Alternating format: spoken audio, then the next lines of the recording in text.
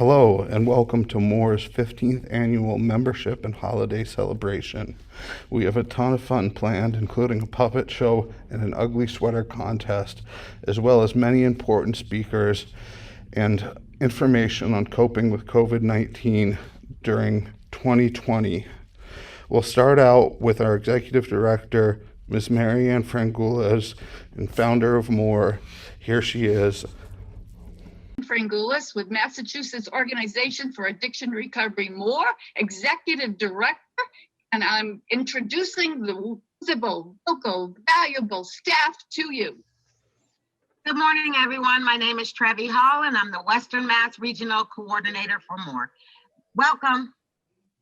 Hey, everybody. I'm Trevor Dayton. I'm an areas facilitator. Thanks for coming. Morning. My name is Scott Camp, intern. What's up, everybody? I'm Scott Francis, Metro West Regional Coordinator, and recovery is real. Hi, everybody. I'm Shauna Crawford. I'm a recovery coach, and we're so glad to see you all. Hey there, my name is Peter Kwong, and I'm a leadership coordinator for MOAR. Hey everyone, Noel Sierra, Southeast Regional Coordinator for MOAR. Good morning, everybody. My name is Mark Mahat, and I'm a recovery. Happy to see everyone. My name is Kirsten Doherty. I'm the project director for the SOAR grant, Speaking Out for Addiction Recovery. Hi, everyone. My name is Kimberly Krausick. I'm a recovery coach supervisor. I also supervise areas, addiction, recovery, You want me to go out? access services. Very happy to see everyone.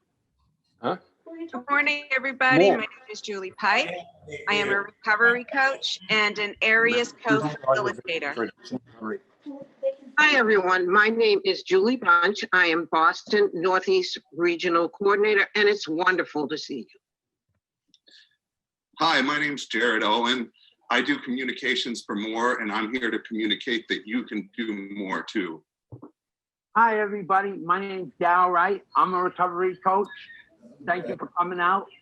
Hi, everybody. My name's Athena Hatt, and I'm the regional coordinator for Central Mass. Welcome, everybody. I'm Don Young, Operations Director, and I'm from MOAR. Thank you for being here. Vamos a ver. Happy holidays. Marianne, can you hear me all? Those that are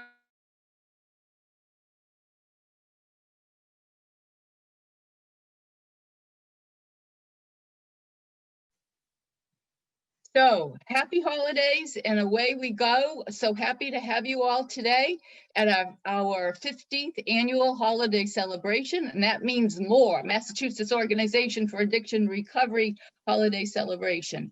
So I think that I have something to show you that's going to go up on the screen in a little bit. Ho, ho, ho. Well, along with that, we really want to be able to share and thank all of our sponsors today, Bureau of Substance Addiction Services, and later you're going to hear from Julio Ojeda, Recovery Support Services Coordinator, as well as Deidre Calvert, is the BSAS Director, Blue Cross Blue Shield Foundation, SAMHSA, Spectrum, wow, and Dan Kelly saying hi to everybody. Moving on to the next page. Yes, indeed. You know, MOAR's got a mission, people? Yes, you do. Is to organize recovering individuals, families, and friends into a collective voice to educate the public about the value of recovery from alcohol and other addictions. And we envision a society where addiction is treated as a serious public health issue and recovery is recognized as valuable for all our communities. Welcome. Yes. This has been quite the trying year between COVID and the recognition for too long about racial disparity. So MOAR is getting some support with the help of the Bureau of Substance Addiction Services. We've hired a consultant and called Human in Common, and we have putting our statement into action because we truly believe that seeking out injustice is everybody's obligation. And living with diversity, equity, and inclusion is everyone's right. Do you all agree? Great, good, let's move on. Moving on, yes, and you're here. You are here, which is a wonderful, wonderful thing. And this is our 15th annual holiday celebration. And I hope that you come in March because we will have a Boston Public Policy Forum. And people, in April, there is the Alcohol Awareness Town Hall meeting, which is really important, as well as we do a Western Mass with all our friends in Western Massachusetts and do a policy forum there, which is always very exciting. And everybody's got a laugh too. This year, because of COVID, we could not have our annual comedy fundraiser, but we can all laugh, which is really important. And then we love Recovery Month. And thank you all for participating. We had a wonderful Recovery Month celebration. And prior to Recovery Month, I know Kristen's going to talk to you about our SOAR, Speaking Out for Addiction Recovery Camp and Summit with all the different peer recovery support centers across the state and year-round meetings. You should never be bored because there's more to do, as well as getting involved in our little education program that teaches you to navigate the system. Addiction, recovery, education, access, services coming to your area, as well as recovery messaging, which we will do next week in North Adams, which is going to be important. And we're all about advocacy, the building of your voice, because you got a choice. Moving on. Yes, indeed. So speaking about Recovery Month, we really want to acknowledge all of our Recovery Month Celebration Day sponsors who have been really, really helpful to us. And you can see them all on screen, and thank you. Moving on.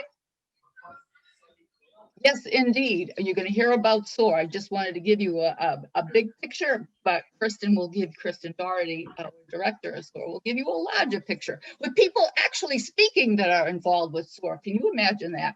Well, SOAR does more. Moving on.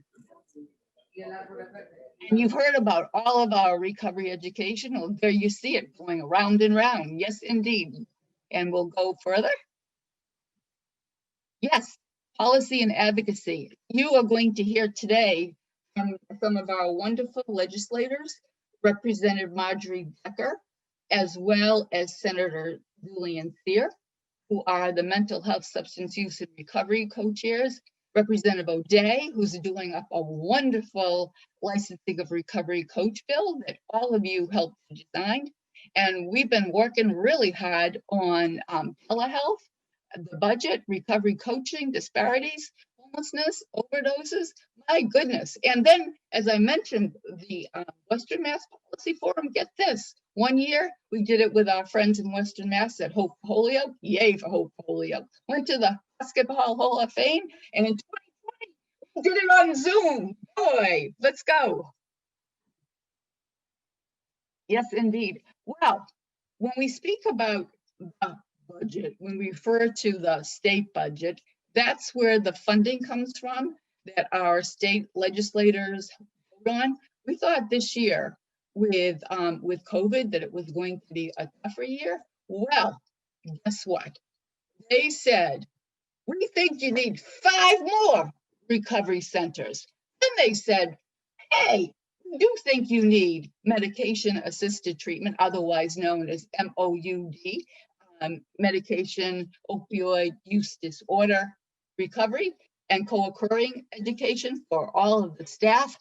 And you know that over 3 years ago, the federal government said, mass rehab, we're going to take some money away from you. And our community said, what? That helps me with my education.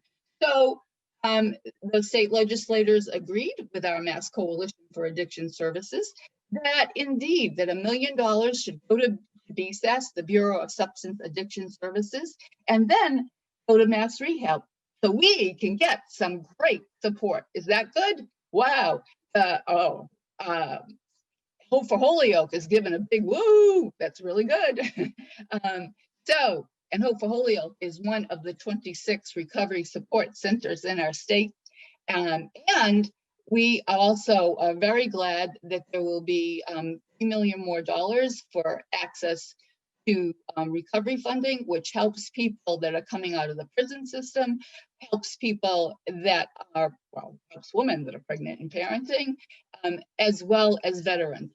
Very important in 4 cities, and we want to bring it to even more cities than that. That's New Bedford, Worcester, Springfield, and Boston. Hey, hey, they only got 347 to go. Let's go. That means there's 351 cities in Massachusetts. All right. So throughout the year, and with support from the grants that we have gotten, we've done a lot of surveys that told us that people like telehealth, but they also want the internet capacity to go with it, as well as we need to have that space when we can return to really help the people that are further along in their addiction to be able to support them. A big thing that came out is the experience of those who don't have a house to live in, don't have that support, so they need housing support. And we needed safety for people with COVID, as well as they were all up with recovery coaching and recovery centers. We want to thank the host portion of the Mental Health, Substance Use, and Recovery Committee, because MOAR got to serve on the Behavioral Health Advisory Committee and work together in community to help make advances. So thank you. And you will hear from Representative Marjorie Decker in a little bit. Moving on. Hey, hey. So what else? Let's really address the disparities. Let's really work together. I know MOAR is making an apology for not giving this enough of attention. So in fact, we do have 2 committees in our staff that eventually we're going to widen up and invite people to participate in. And we have Julie Bunch, that is the chair of our partnership and allyship, and Trevi Hall is chair of the language as well as curricula. So that is really, really important to us. And we had the wonderful opportunity to be involved with a RISE grant, working with and collaborating with people across the state. This year, we're going to also work with RISE around public policy. So we're very happy to be able to say that. And we want to grow our network. We want to see a seamless continuum here. What's that? That when people want to be able to get treatment and support, they go in the door, they go at any door that there is. So that means no wrong door. And they have the opportunity to be able to get the support they need that will include recovery coaching. So we want to be able to engage everybody because your voice is so important. So make the choice to use your voice. And moving on. And we want to thank all of our supporters, especially BSAS, the Bureau of Substance Addiction Services, SAMHSA, as well as the Blue Cross Blue Shield Foundation and RISE, and all of you. Thank you so much. And what do we have next?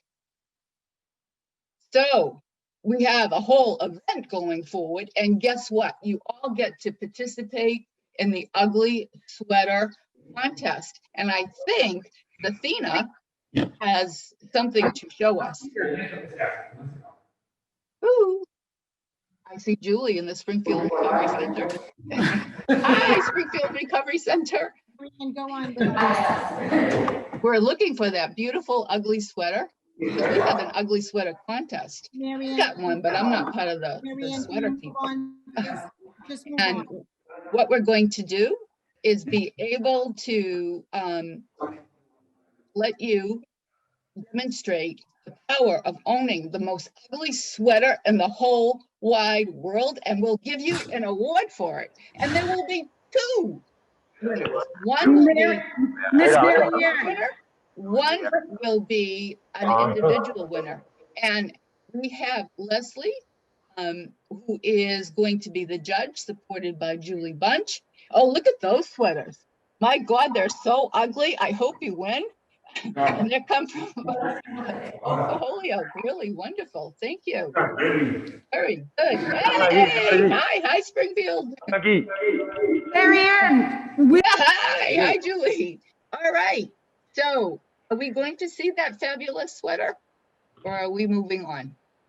We're moving on, Marianne. All right, we're going to move on. I hear Athena say, move on. Well, we're going to hear from Reverend Art Gordon, who is going to give us a few spiritual words. Are you here, Reverend Art Gordon? I saw you coming on. I am here. Oh, great, wonderful. Well, good evening, everyone. My name is Art Gordon. I'm the pastor of St. John Missionary Baptist Church, and I am excited to join MOAR and to all of the friends and partners on this beautiful day as we celebrate this membership holiday celebration. You know, this is my favorite time of year. It's the year of chestnuts roasting on an open fire, Jack Frost nipping at your nose. It's the Christmas season, and it's a season of giving, not only of the giving of gifts, but the giving of our time, the giving of our talents, and the giving of our efforts. It's a season of serving. It's a season of love. It's a season of hope. It's a season of restoring. It's a season of resiliency. It's a season of joy. And I want to add one more thing. I would suggest to all of us on today that the Christmas season is also a season for all of us to keep pressing. You know, it's been a long year. We're in the last month of this year we call 2020. And for the rest of our lives, we will always remember the year 2020. And our children and grandchildren and whomever will always ask us, what was the year 2020 like? I want to, as we think about 2020, obviously we know about this global pandemic that has literally challenged all of us. And it has further demonstrated the systemic injustices all across our country, not just in northern urban cities like Boston, but even in smaller country cities in the South. And we've also seen the racial injustices that have always been present, but are more present because of this pandemic. You know, as I thought about this holiday celebration, and as I thought also just about this year, I thought about words from the Apostle Paul in the New Testament. And there's a book in the New Testament called Philippians. And in the third chapter, there's a scripture that always encourages me. And I just want to read it really quickly. It says, brothers and sisters, I do not consider myself yet of having taken hold of it, but one thing I do, I forget what is behind and I strain forward to what is ahead. I press on towards the goal to win the prize for which God has called me heavenward. That's interesting. As I think about that, anytime all of us have some sort of goal in life, and anytime we are moving towards a goal, there are a variety of challenges that always happens. That we all have goals, and in the midst of getting to our goals, we have to overcome so many different challenges. You know, we all have goals during this season, Christmas. Some of our goals might be to continue staying sober. Some of our goals might be to continue staying clean. Others of us, our goals are to stay safe and to stay in constant communication with our close friends and support partners. Darle apoyo a There's so many different compañeros. things that we are thinking about Hay in muchas cosas terms que of nosotros our own somos goals in this year. y nuestras And metas. sometimes our goals Así might que be to muchas get de closer to nuestras family, metas son de maybe to make stronger commitments to ourselves and our future. But I want to remind all of us on this holiday celebration that we got to continue to keep pressing towards our goals. All of us who are on this Zoom call, no matter who we are, how old we are, whether we are in recovery or not, we are here today because we were able to press towards some goals. You know, my favorite theologian, his name is Reinhold Niebuhr, and he wrote this prayer that so many people speak about today.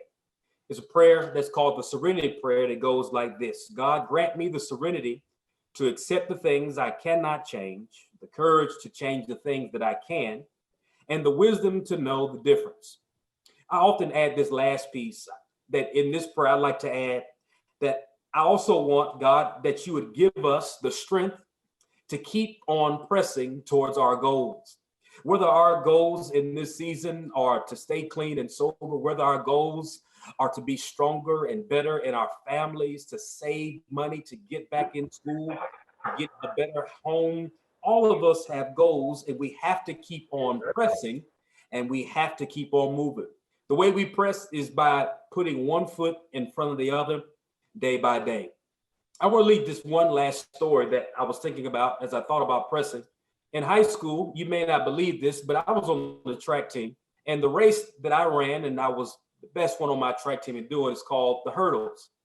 We had this race called the 300-meter hurdles, where we would run 300 meters around the track, but we had to jump over hurdles in the midst of running this race.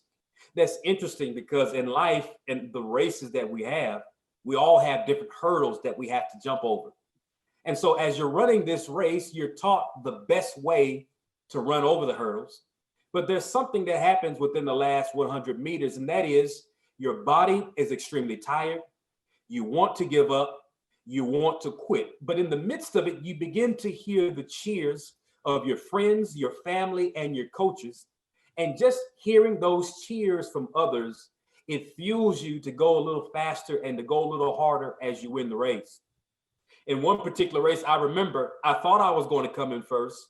In fact, I was in first for most of the race, but by the time the race ended, I wasn't in first place. And my coach gathered me up and reminded me, you ran a good race, and although you didn't come first, what's more important is that you endured and that you keep pressing. And I want to remind all of us on this Zoom call during this holiday season, is the life we live is not a race, but we are called to keep on pressing. When we get knocked down, we get back up. When we have setbacks, we keep on pressing. When our plans don't work out, we re-strategize and keep pressing. And I want to remind us in this holiday season, to all on this Zoom call, that this season will be a great season if we continue to keep on pressing, hand in hand, hope in hope, shoulder to shoulder, to not only make sure ourselves are better in reaching our goals, but that our friends and those around us, those who we are in partnership with, will also reach their goals as well. I'm looking forward to pressing during this season and reaching the goals that God has called me. And I'm sure that you're looking forward to pressing towards the goals that are planned for you in your life. Happy holidays, everybody. Wow. Thank you, Reverend Gordon, for your very spiritual words. And I know that they'll make meaning for those that celebrate Kwanzaa, Hanukkah, the solstice, you name it. Thank you so much. Very good.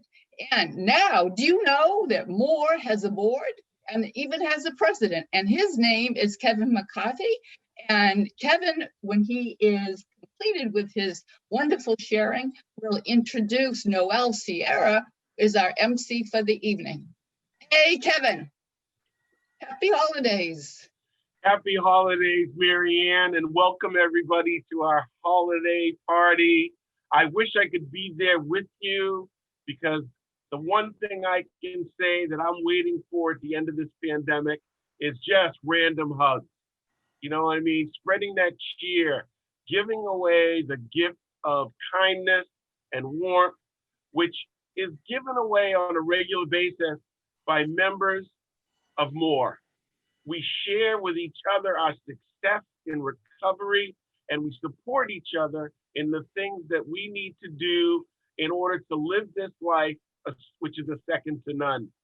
I am grateful and humbled to be the president of the MOAR board, which is a group of volunteers that utilize their expertise and professionalism to help guide and direct this organization so that it can continue to provide more strength, more gratitude, more support to all of you, which we know are visible, vocal, and valuable members of our society.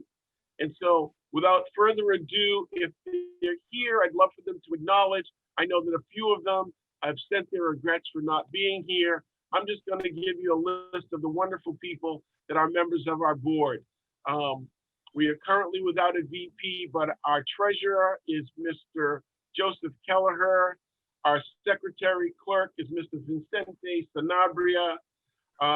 We have Father Joe White, who's been on the board for a great deal of time. Danny Genevin, who is a friend of mine and works with Elliott Community Human Services. Emily Grace, a wonderful nurse practitioner in the Northampton area in the western part of the state. Mr. Tavis Carter, newly member of the DMH, Department of Mental Health, helping enhance our well-being. Ms. Chelsea Orafiche, who works in the Springfield City Hall and manages contracts to support young people, especially young people in recovery in Springfield. Sarah Coughlin, who's with the Charlestown Coalition and the president of the National Association of Social Workers, Massachusetts chapter. Mr. Vijay Dalal, who is currently the president and heads up the Gandara House. Ms. Della Blake, who heads up the BASE program so that we have more Black counselors in the process of being LADACs and developing more support for people in recovery. I want to thank them all, and I want to thank Marianne Frangoulis, our executive director, our leader, our energy, our voice, the person that's been carrying this mission for decades, who has been the champion for those of us that have been in recovery even before I was in recovery. And as a person in long-term recovery, which means for me, I haven't had a substance since November 1994, I am glad that the Marianne Frangoulises were there when I came into the fellowship, into the program, into recovery, and these supports were already here. I want to say thank you to the MOAR staff, to the areas coordinators, the SOAR people, the recovery coaches, the internal staff, for all the great work that you do. And I also want to welcome Mr. Don Young, who's going to be another part of our leadership team. This is a great holiday celebration, and I wish you all joy and peace, and most of all, continued recovery. Thank you all very much. I greatly appreciate you. And the person that's going to take the show away, the person that killed it on our September Recovery Day, my friend and yours, Mr. Noel Sierra. Noel, take it away and kill it. All right, all right, all right. Thank you very much, sir. Thank you very much. Well, happy holidays, everyone, and welcome to MOAR Celebration. And we're going to go ahead and keep rolling because, as you can see, we have a tendency of running on time. But our first speaker, the director of the Bureau of Substance Addiction Services, she brings deep knowledge of addiction disorders and strong leadership skills earned during her education and her career as a clinical director. Her stated focus is on the cutting edge and inclusive care for individuals contending with substance use and co-occurring mental illness. Please put your hands together. Let's welcome Deirdre Calvert, please.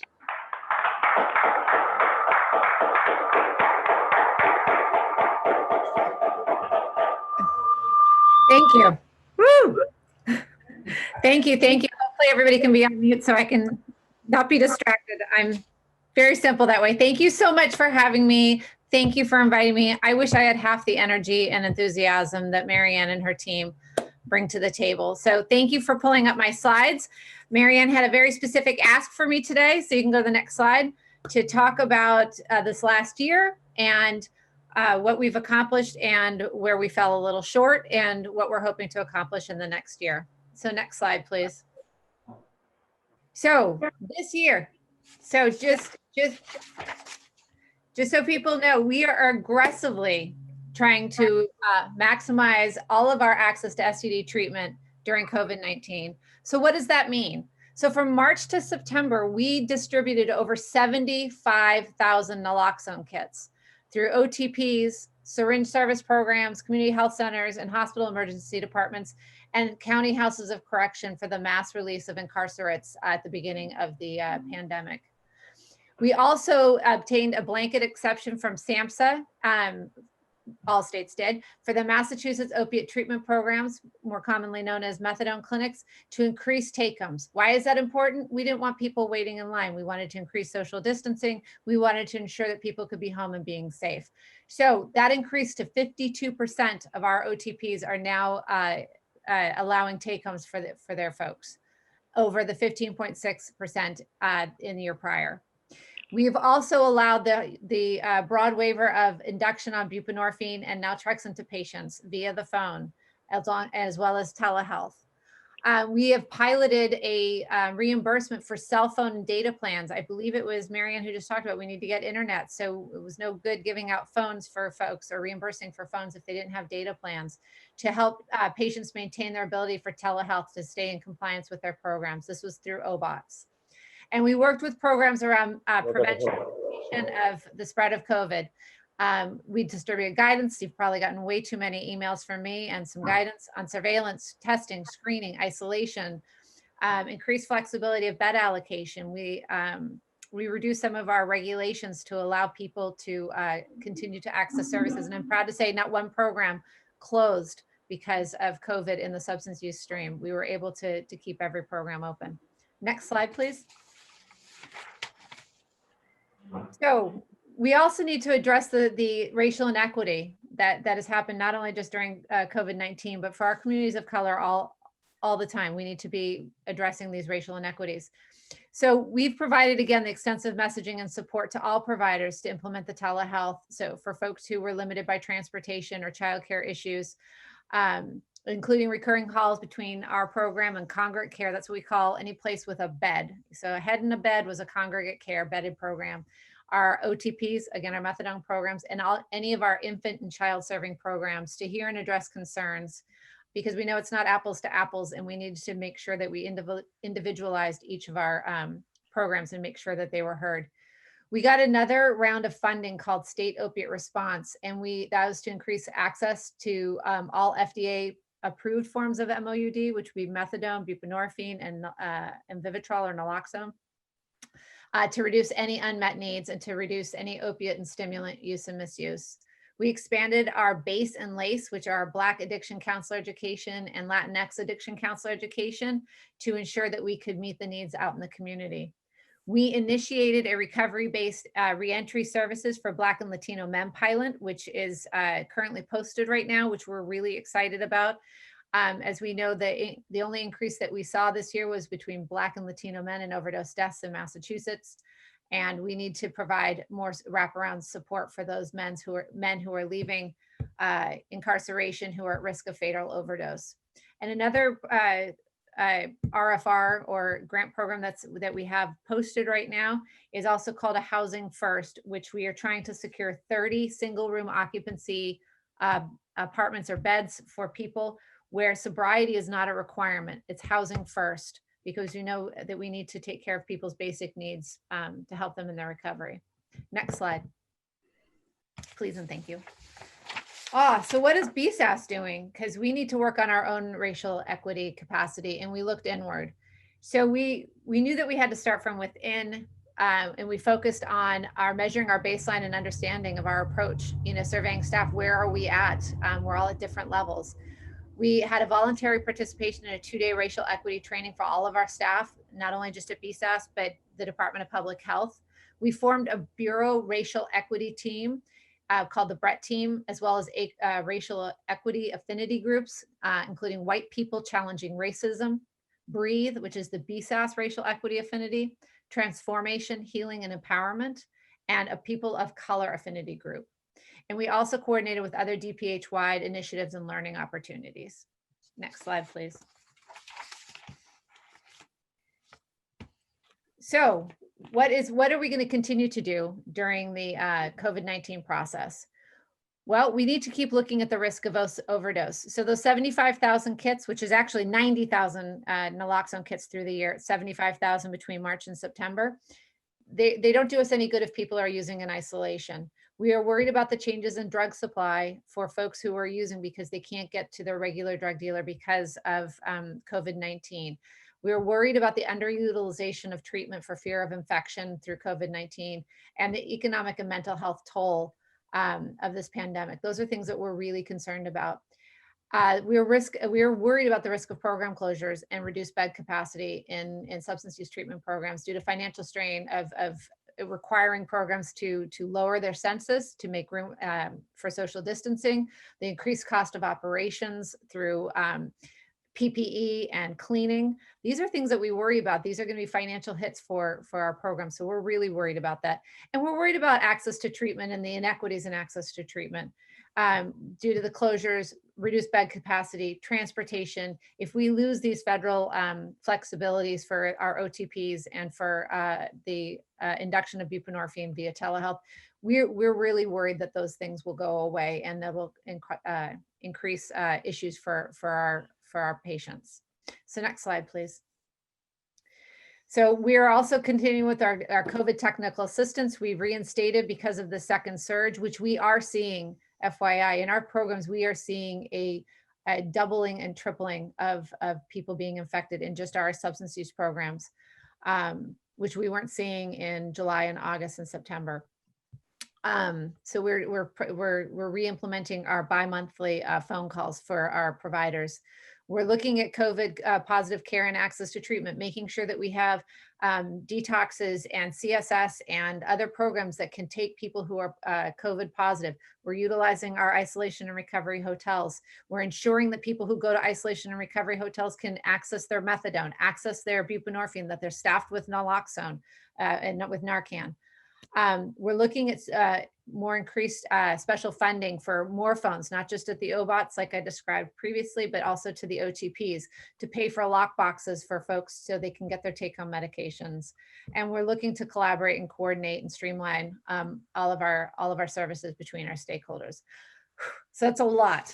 So I just want to, next slide, I think that's it. I just want to say thank you so much. It's a lot of information. I hope I didn't speak in too many acronyms. As a person in long-term recovery, I am incredibly thankful to be here. Without the support of Marianne and MOAR and the board of directors and every recovery center that's being here, every treatment program that's here, we wouldn't be in existence. I wouldn't be in existence. So I just really appreciate it. And I hope everybody has a happy, happy holiday. So thank you so much. All right. Thank you so much, Deirdre. Thank you for that information. That's a lot of information. It's very helpful for us to know, what BSAS is working on. So we're going to continue to move it forward right now. Let's continue moving forward. Our next speaker is a founding principal of Osagai Recovery High School.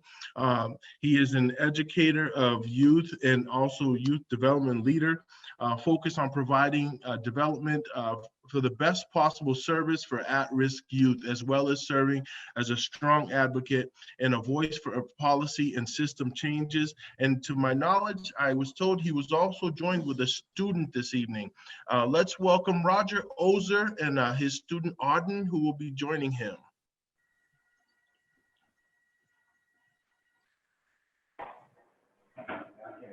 All right, thank you very much for the introduction. And yes, you guys are lucky. I'm going to cede most of my time to our student Auden, who's a great example of a recovery high school student. I just want to put in the plug that there are 5 recovery high schools in the state of Massachusetts, Osagai High in Boston. I'm a little biased. I think all the schools are great, but I have a special place in my heart for Osagai, especially the collaboration with the Gavin Foundation and the Cushing House, who's our collaborating partner. Do a great job working with us in Boston Public Schools. At all 5 schools, we hold a debt of gratitude to all the treatment providers throughout the state who help support us. Almost every student that comes to Recovery High School has at one time or another been connected to a program like the Cushing House, the Goodwin House, Motivating Youth in Recovery, Pegasus, has received ACRA services. I could go on and on. So without the treatment community, without the support of MOAR being amazing advocates, Recovery High Schools wouldn't exist. And we always kind of look forward to being part of that continuum of care so that we can provide opportunities for our young people. And if you're wondering why that's important, you'll hear it now, because I'm going to turn it over to Auden, who is a senior at Osagai High, who's going to share a little bit of her story. So thank you very much, and I'll turn it over to Auden. Thank you, Roger. Hi, everybody. It's great to see how many people are here. It's an amazing turnout. Anyway, I'm Auden. I'm an alcoholic and an addict. Now I have over 1 year sober, working a daily AA program. And like Roger mentioned, I'm a senior at Osagai, their valedictorian. And I'm just really honored to be here and to have been asked to speak tonight. I keep having these moments where I pinch myself and I'm like, is this really my life? And this is definitely one of those moments. As I mentioned, I have over 1 year sober. And this time last year, I was living in residential treatment at the Cushing House, like Roger mentioned again. They have a partnership with Ostagai. I felt like I was losing my battle against addiction and was pretty much ready to give up and raise the white flag. I guess I was faced with two decisions, either give up, right, or start fighting for my freaking life. To give some context, I had overdosed 2 times in the past 2 months. I was depressed, I was suicidal. My life, in other words, was a mess, a complete mess. I'd screwed up so many times and I felt like I kind of had dug my own grave. I feel like the nitty-gritty details of my use don't really matter because all addicts in a way have the same story, just different details. We all felt that same despair. We all hit our bottom. Those are the feelings that are shared by every addict. And I definitely reached my bottom. I've always been super stubborn and against getting help from people, but I kind of had this moment where I knew there was the only alternative was death. So for the first time, I gave up my will and started to do what people told me to do, who had what I wanted. I wish you guys could have seen me when I first entered Cushing, this treatment program, or even Ostagai. Well, actually, that's not true. I'm glad the majority of you guys didn't know me then. Those were not my brightest days. I was not a present person to be around at all, but I wish you guys could see me because I was a scared, lost little girl. And you guys, if you knew me then, you could truly understand how far I've come. And I hate saying that because it sounds like I'm being like, oh, I'm this great person now. I have my life together, which I don't. My point is that I had this amazing, incredible, fundamental change in character. So COVID was pretty much at its peak when I graduated this program, Cushing, and I went home. And I kind of used that to my advantage in the sense that I started catching up on all the schoolwork that I'd missed from my use. I started doing art. I started spending a lot of quality time with my family because we were all literally trapped in the house together. And I started to slowly gain back the things that addiction had cost me. All my AA meetings, though, went online. So Zoom was kind of like the thing that was holding my sanity together, I guess. And that was something that I was really terrified about because I had this whole plan when I was graduating Cushing. I had like my treatment plan, and all of that was kind of thrown out the window. And I was terrified to go home. But during COVID, I think it was a really hard time for a number of reasons. Part of it, like I mentioned, the AA meetings were online. I wasn't in contact with people from the program that I worked, but I also saw a ton of friends of mine relapse. And just in general, many addicts slip back into old habits. It was definitely a hard time and is definitely a hard time. And to be honest, I had a lot of survivor's guilt, but I was able to switch my mindset instead of feeling guilty that I was starting the college application process, getting along with my family, filling up my days with art. I started doing all of those things for the addicts that were still struggling. I guess I wanted to become a pillar of hope in a way. Guys, I started online AP art, online AP psychology. I dually enrolled in classes for college this fall. I took up boxing, began creating my art portfolio, writing my college essays. I had so many pinch me moments then. With the help of Ostagai, my guidance counselor, shout out to Joelle, I found colleges that had recovery communities and connected with these colleges' admissions officers. I had no idea that any college was aware of recovery, but I felt so supported in that search. Cut to today, I created an amazing relationship with the Tufts SMFA, which is the art program admissions director, and I submitted my early decision application a few weeks ago. I'm in the process of getting my license. I'm gaining the trust back of my parents and my friends. Like, my life is crazy. It's crazy. I'm here tonight and I'm at a loss for words, I guess.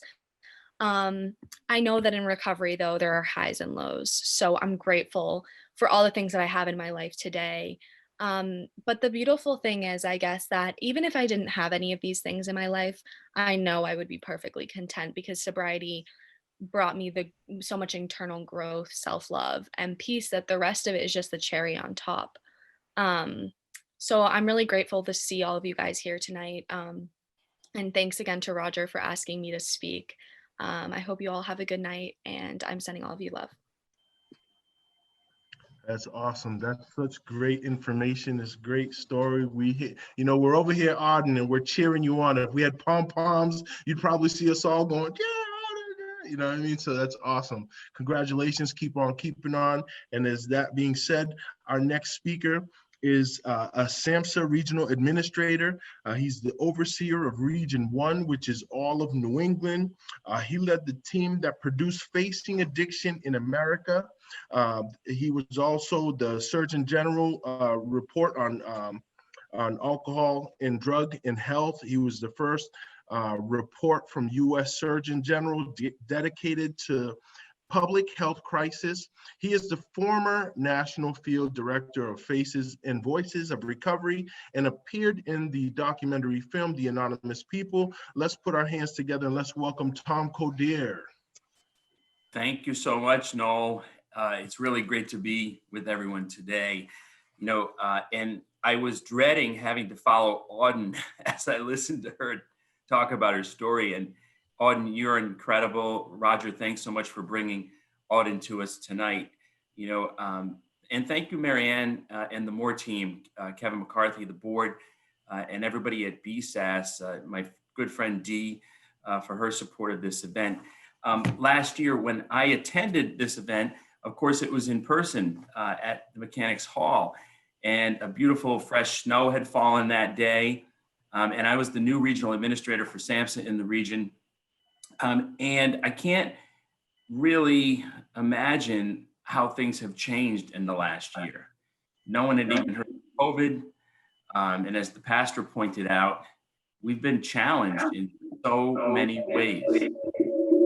Our health, people returning to use, as Auden just mentioned, overdose and suicide, political division, issues around racial injustice.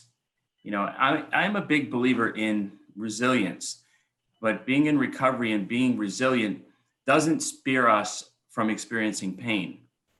Being resilient means that we can bend and we don't break.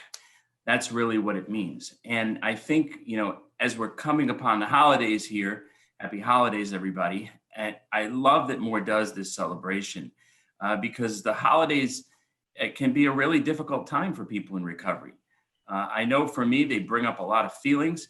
Fortunately, as a person in long-term recovery, I've been able to do a lot of work, around those feelings. And today, I'm a lot stronger. But giving and receiving gifts weren't always an easy thing to do for me. I didn't have great relationships with everybody in my family. So these things can really complicate the holiday season. So take it easy, everybody, and go slow this holiday season, especially if you're new in recovery and you're anxious about the holidays. We in recovery also love things that are in 12s. And, we hear about the 12 days of Christmas, or we have the 12 steps. Last year, I shared these 12, it's a reflection about 12 gifts that we've received since we started our journey in recovery. And I wanted to share them again tonight. The first gift is hope instead of desperation. The second gift, faith instead of despair. The third gift, courage instead of fear. The fourth gift, peace of mind instead of confusion. The fifth gift, self-respect instead of self-contempt. The sixth gift, self-confidence instead of helplessness. The seventh gift, the respect of others instead of pity and contempt. The eighth gift, a clean conscience instead of a sense of guilt. The ninth gift, real friendships instead of loneliness. The 10th gift, a clean pattern of life instead of a purposeless existence. The 11th gift, the love and understanding of our families instead of their doubts and fears. And the 12th gift, the freedom of a happy life instead of the bondage of an addictive obsession. So as Arden said, and as the speakers before me said, really this holiday season is about those gifts. It's about recognizing those gifts and sharing them with others. So I want to thank MOAR for sharing this time with me and letting me be here tonight with you guys again. Thank you, everybody. All right. Thank you so much, Tom. Thank you so much. Just to make a general announcement for everyone, if you're not speaking, if you can please make sure your computers and your cell phones are muted, because we really don't want to interrupt when individuals are sharing, as we're all trying to listen intently, and we don't want to send anybody away with their fingers in their ears going, ah. So if we could make sure that our cell phones and our laptops and computers are muted, it would be so appreciated. And Tom, thank you again. I love those 12 gifts right there. You had mentioned them last year, and I was hoping that you brought it up again. They're really good. So thank you so much. And our next speaker, she is the VSE Recovery and Outreach Liaison for the Mass Council on Gaming and Health. She previously worked in higher education and holds an MS in education for Indiana University, I should say. And she speaks from the heart when it comes to recovery. So let's put our hands together and let's welcome Jody Neely this evening. Hello, my friends. Hello, hello. Oh, it's good to see your faces. I know probably about half of you. Oh, thanks for putting those. Jody, I love you. We all Hi, do. you guys. Hi, Andy. Oh my God, all the recovery centers. I miss you. I miss you. I only have 3 minutes, so I have to say I miss you. I love you. You'll get your hugs at some other time. So thank you, Marianne, and thank you, Noel, for bringing me back. You know, boy, it's been a few years. I started at the council in 2012. And, you know, for those of you who don't know me, I'm a person in, I guess I can say long-term recovery from gambling now because it's almost 13 years, alcohol since 1992. So the reason I come and I talk to you is I talk to the folks in recovery. I love folks in recovery, and I'm raising the awareness about problem gambling as something that can be as destructive as any other addiction in your life. You know, my story in 2 seconds is that I quit drinking for 13 years. When I was 50, I started gambling. Within 4 years, I was in jail, lost my house, lost my marriage, lost my freedom, lost my, you know, a lot. But, you know, I got out, I found recovery. GA and Gamblers Anonymous was my pathway. And then I got this incredible job, and, you know, and the gifts of recovery keep giving because we start earning them a day at a time. And, you know, the thing about problem gambling, it's increased a lot during COVID. People have discovered it online in their boredom. Legalized sports betting is going to start, it's going to come to Massachusetts. It's going to come to a lot of places. So we have to be aware of that, you know, risk factors, warning signs, a lot of similarities with substance use. You guys know those. And, you know, there are a lot of recovery supports out there. One I always want to mention, I mentioned it in September and some people hadn't heard of it. It's called voluntary self-exclusion for anybody who's a casino gambler. This is just for casino gamblers. There's a way you can sign yourself out, they call it. You ban yourself from the casino. If anybody is interested in that, you guys can contact me. Marianne knows if you're from a peer recovery center, most of them, at least the first 12 know me. The new ones I haven't gotten to yet, but you know, it's 3 out of 4 alcoholics are also gamblers. So, you know, I say always when I'm doing a group, Springfield Recovery Center on Monday. Hey, Julie, and I can't wait to talk to folks about it and raise awareness. You know, I always say I'm not the fun police. I don't have anything against gambling per se.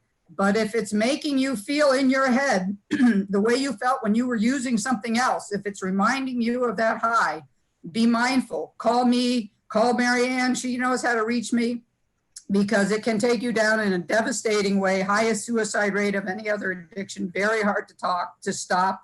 But we can do it, and we can do it together. And there is help. And, you know, folks, if you know anybody, and I speak not just to you, but to the loved ones in your life, you know, the people who surround you, your colleagues, your neighbors, because if you know somebody who may be experiencing something that is negatively affecting their life, that's addiction, can be, send them my way.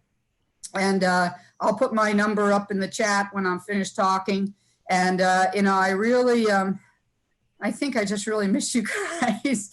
And I just want you to know that the Mass Council on Gaming and Health, we changed our name because we're also starting to do some work around video gaming, which is very closely integrated with gambling. Also another co-occurring behavioral addiction with other things. So there's a lot of work to do, as you all know, and I know you guys do it every day. And I really love this community, and I can't believe I'm missing what are those great sandwiches we get at Mechanics Hall, the Cuban sandwiches and the Pilates. I'm really missing those tonight, but we'll be back, and 2020 will be behind us soon, and we'll just move forward a step at a time. So thank you all. I'll put my number here if anybody has any questions about voluntary self-exclusion or, whatever. I'm here. All right. Thank you. Happy holidays. Thank Hi, you so Noel. much. Thank you so much. Noel. Much appreciated. Yes. Hi, sorry, I don't mean to interrupt, but I just want to let the interpreters know it's time to switch. Thank you. Go ahead, Noel. Thanks, All Jody. right. Thank you for that, Kirsten. Thank you so much. So moving forward, our next speaker is the Recovery Coach Supervisor for the Deaf and Hard of Hearing from BSAS, Mass Commission for the Deaf and Hard of Hearing. She has also engaged in the recovery and the wellness field in a variety of settings and currently works for Massachusetts Commission for the Deaf and Hard of Hearing, a person in long-term recovery, and she has guided to her passion, which is developing the training of deaf recovery coaching organization, which is with the help of BSAS and with the help of the Massachusetts Commission. Let's put our hands together and let's welcome Karen Larson this evening. Hello, everybody. I hope the spotlight is okay. I hope everything's okay, that you can see me, not just the interpreter.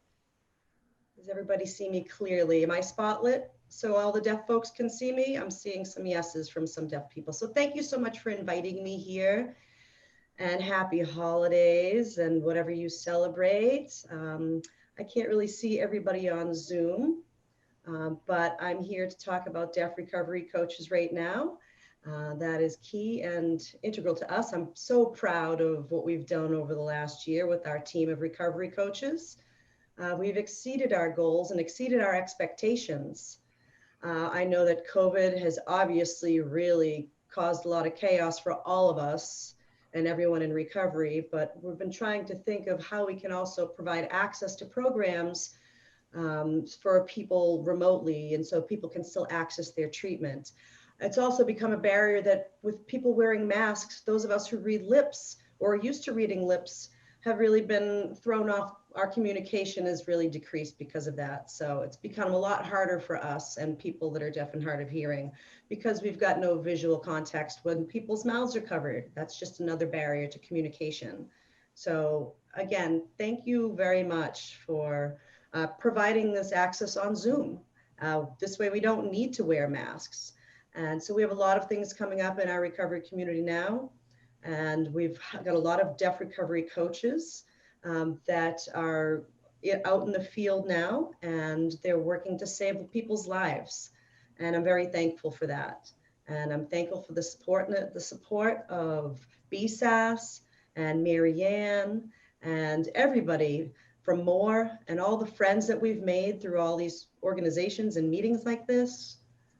This is going to be my third year working on this, and we have certified 13 deaf recovery coaches. And that might not sound like a lot to you, but that's more than anybody in the entire country. And we're still looking to recruit more people. We've got more recovery coaches in Massachusetts than in any other state in the United States. And really in any other country too. So we're really making great strides in what we're doing, and we're showing that this is really an area that we need to focus on and really can be successful. So what I've seen out in the community and out in the field through different organizations, I'm finding out information. When people find out information about deaf recovery coaches, they contact me directly, and we really are being utilized. We use remote capabilities to meet. We meet on Zoom because we're not able to meet out in the community like we would like to, and we're able to provide services statewide. There are still some barriers to our communication that we need to to overcome. There's some technology barriers to people who live in rural areas where they might have weak Wi-Fi or internet signals, or might not have the equipment to provide any type of Zoom or online virtual meetings. So I'd like to ask all of you just to keep that in mind, that if you encounter someone who's deaf or hard of hearing that's looking for support, please think about our Deaf Recovery Coach services. We are here to help you. And if you have a program that might be able to buy those see-through masks that you might see people wearing, please, because that really is one way to ease the communication barrier for people. Laptops and iPads that might be at the ready to have interpreters. As you see, we have interpreters tonight. So some programs that could provide this access little by little will really help us to improve and be more user-friendly and provide access for deaf and hard of hearing people in recovery. There's still a lot more to do and a lot of work to do, but we are making strides. And I don't really know what else to say, but just keep staying the course, and we're going to keep growing our program and hopefully expanding the coaches that we have. And we're hoping to provide some more training. This is really our first generation of deaf recovery coaches, and it's fantastic. I'm so proud, and we're just going to keep growing and growing and looking to expand the pool of people that we can work with. We're really looking for equity and access for all. So thank you so much. And that's all for me. Enjoy all your holidays. Thanks. All right. All right. Let's put our hands together. Let's thank Karen. Thank you so much. You know, it's wonderful to be a part of a growth of something that was being ignored, you know, and it's awesome to see, and it's awesome to hear that everyone is going to be getting the help that they need for recovery. You know, it's phenomenal. Our next speaker is the director of SOAR, which is Speaking Out for Addiction Recovery statewide, and the Recovery Community Organization Network, a project of MOAR. SOAR connects approximately about 35 peer recovery centers and organizations, including the 26 centers that are funded by BSAS. And she has also been with MOAR for 5 years, and she's awesome, she's smart, and she's funny. Let's put our hands together for Kirsten Doherty. Oh my gosh. Oh my gosh. You weren't supposed to say that part of the bio. That was just to be funny, but okay, I'll take it. So I'm just in the process of spotlighting the folks that I'm going to be introducing. So, and I think I have all of them. Oh, Carrie Ann. So as I'm trying to do that, I'm going to see if I can do both. So welcome everybody. I am, as Noelle indicated, I am the project director for Speaking Out for Addiction Recovery, SOAR. We are BSAS funded. We have been for the last few months, and we appreciate SAMHSA's funding, which funded the program for almost 5 years, I think. So SOAR is about connecting the peer recovery support centers and the recovery community organizations across the state. We do things like the boot camp and summit in August, where we also not only connect the 26 BSAS funded peer recovery support centers, but also a group of other ones, about 10 other ones that are that either have a center or, like the Phoenix, have a gym and like sober recreation. So we include them too, so that there's that cross learning happening, and we get them together regionally. We do the training. So we've been around for a while, and I'm really actually excited to actually have the speakers that we have today representing the different regions of the state to be speaking. So I'm looking forward to hearing from them. So I'm going to start to introduce them one at a time, and we get to hear them speak. So just give me a chance.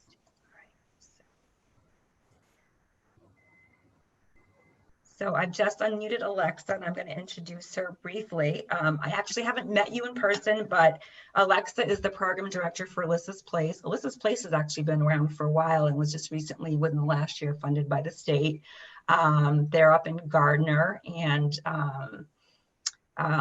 they're a good friend of ours, and they come to our regional meetings, and we're just happy to have them here. So Alexa, can you take it away? Thank you so much, Kirsten.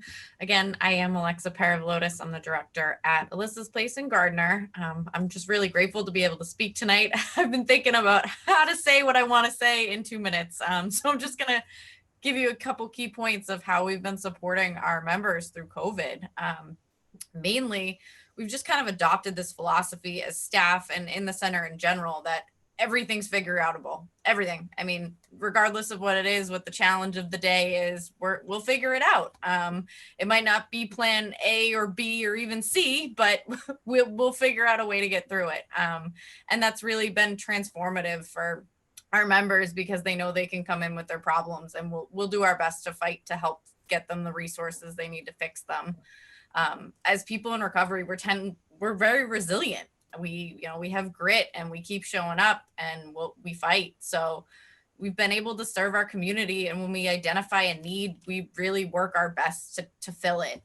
Most recently, we've received a very generous donation from the Sheriff's Department in Worcester of brand new men's and women's coats and jackets and socks. And honestly, within 2 days, they're almost gone. I mean, the need was great, and I didn't know how we were going to fill it. And all of a sudden these arrived, and it was just a really heartwarming thing to be able to do.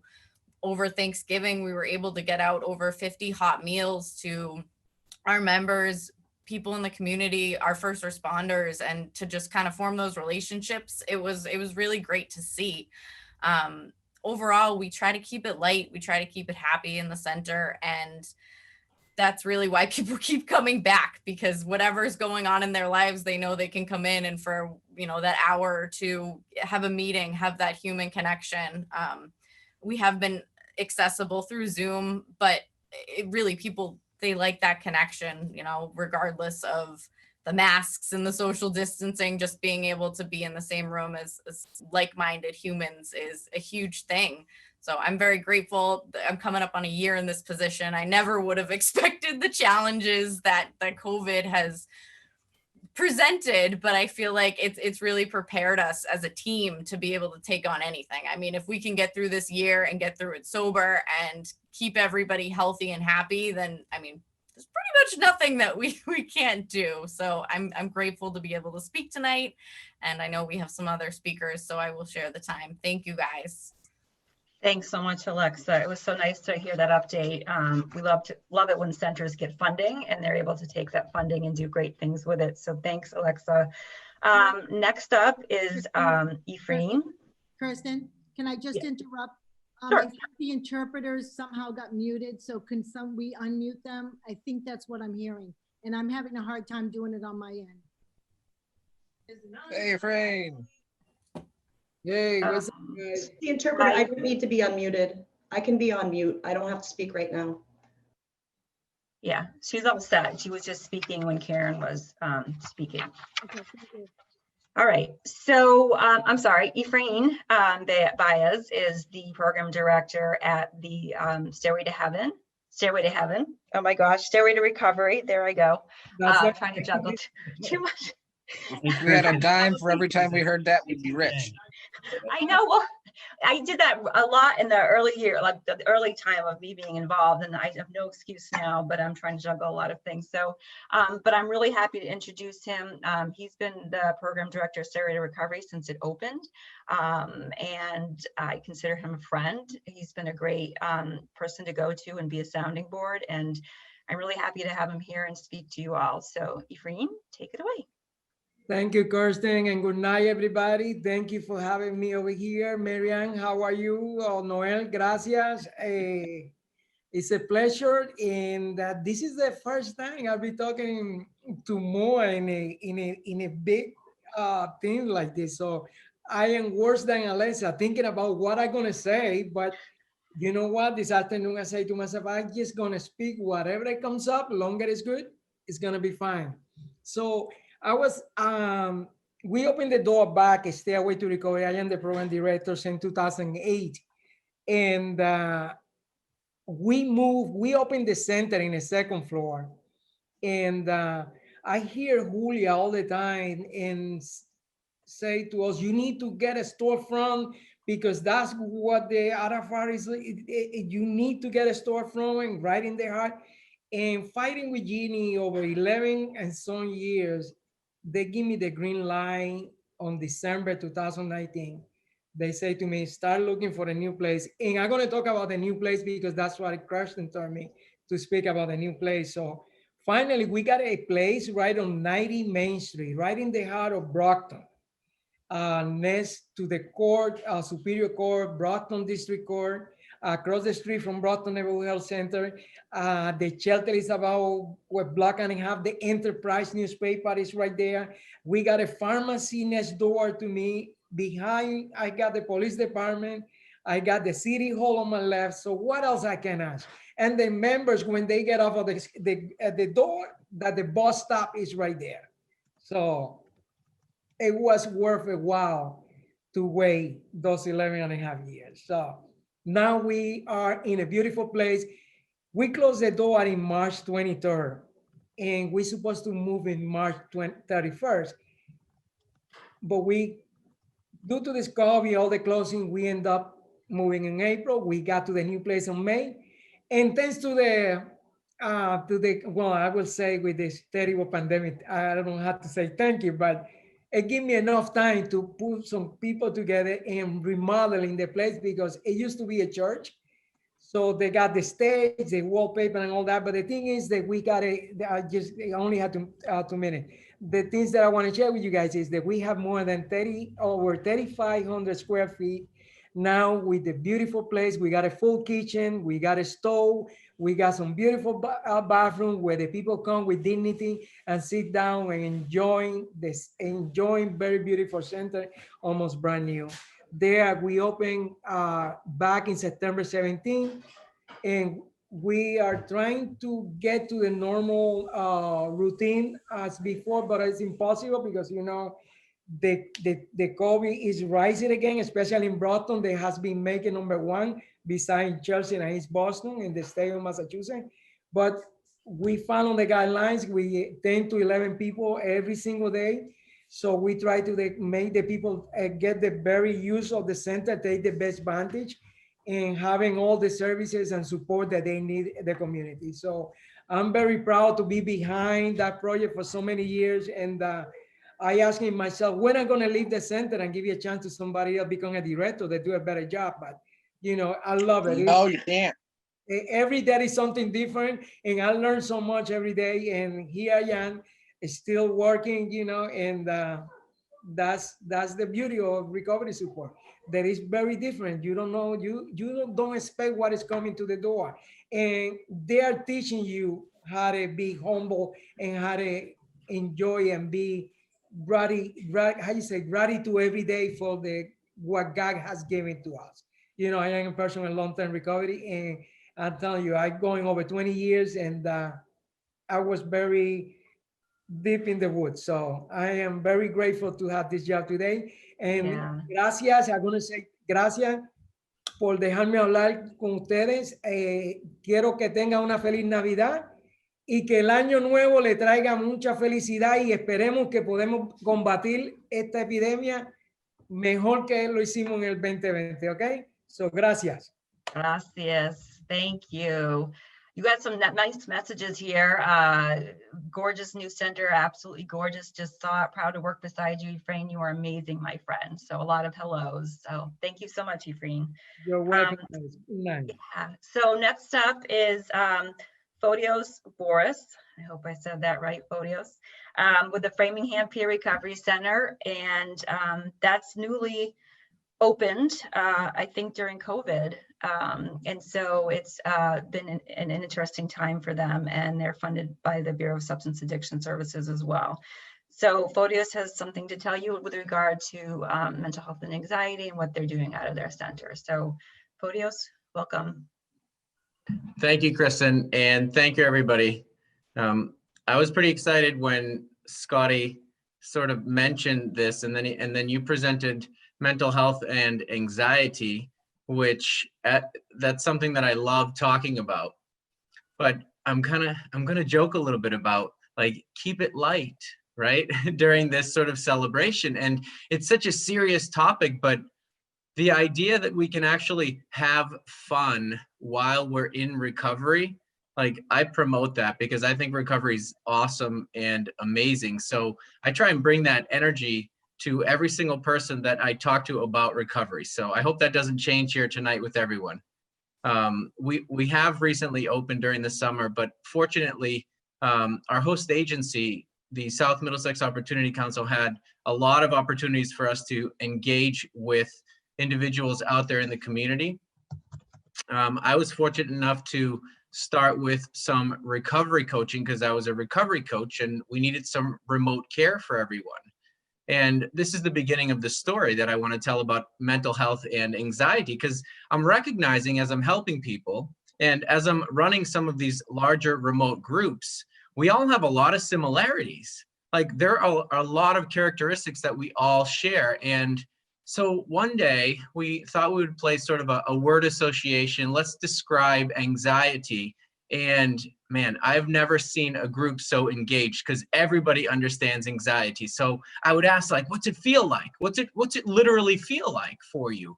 And everyone had like, oh, it feels like this, feels like this. I was like, whoa. I want to write some of this stuff down, but everybody gets so excited to share their story about anxiety. So it's pretty amazing. And so I was recognizing something like, hey, wait a second. It's not just anxiety. There's a lot of attention deficit characteristics that we all share, and among many other things. So I started focusing on those things. And recently we started running a Zoom group called Coping with Anxiety, and it's a hit. And it's helpful to recognize that everyone wants a little bit of help, especially during the holiday season. I'm also noticing with trying to figure out, like, how am I supposed to be less anxious? How do I do it? So I think one of the best things that we've done is trying to represent mindfulness and meditation and sort of holistic mind-body practices at our center, which I'm going to plug BSAS for this, because when I read a lot about what BSAS is promoting, it's this multiple pathways approach, right? I don't need to plug BSAS. Everybody I think knows how awesome it is, but I was so excited because I was like, wait, what? Like, people are actually going to present models about mindfulness so people can learn about their brain from that perspective. This is amazing. So that's what we're doing, I think, at the center, trying to allow people, trying to share with people, trying to have people gain perspective on their lives, on their narrative, on what anxiety actually is, so that we can start to gather information. And I want to say, like, intelligence about ourselves. What's happening when anxiety sets in, or if you see it coming? How can you manage that? Well, I think that it's about knowing what's happening. And so that's about it. I'm really excited because you can see it on people's faces. When people get it, it's awesome. You just see it. Like, if I understood something you're telling me, I'll show it because I'm like, oh, wow. So, and when you see that, it really gets pretty exciting. So thanks, everyone. Thanks for letting me share that. I'm excited. All right, Photios, thank you. And it's great to see how excited you are about doing that work. It's tough, especially now with COVID-19 and everything, and on top of having an addiction and maybe being in early recovery. So I think it's a really important, service and support that you're bringing to the members. So thank you so much. Right on. Thanks, Kristen. Thanks, everybody. Yeah, and a lot of things in chat saying hello, so check it out. Oh. Okay, so next up is Carrie Ann Cosavaro. I hope I'm saying that right. I was going to check with you beforehand, but I just haven't had time. And she is the program director with the Bridge Peer Recovery Center in Malden. So they're also a new center and didn't expect COVID-19 to land in their laps either. But they are, I think, have you guys opened? Okay, yeah. So why don't you take it away and tell them about the new center and what you're doing to outreach to your members? He's on mute.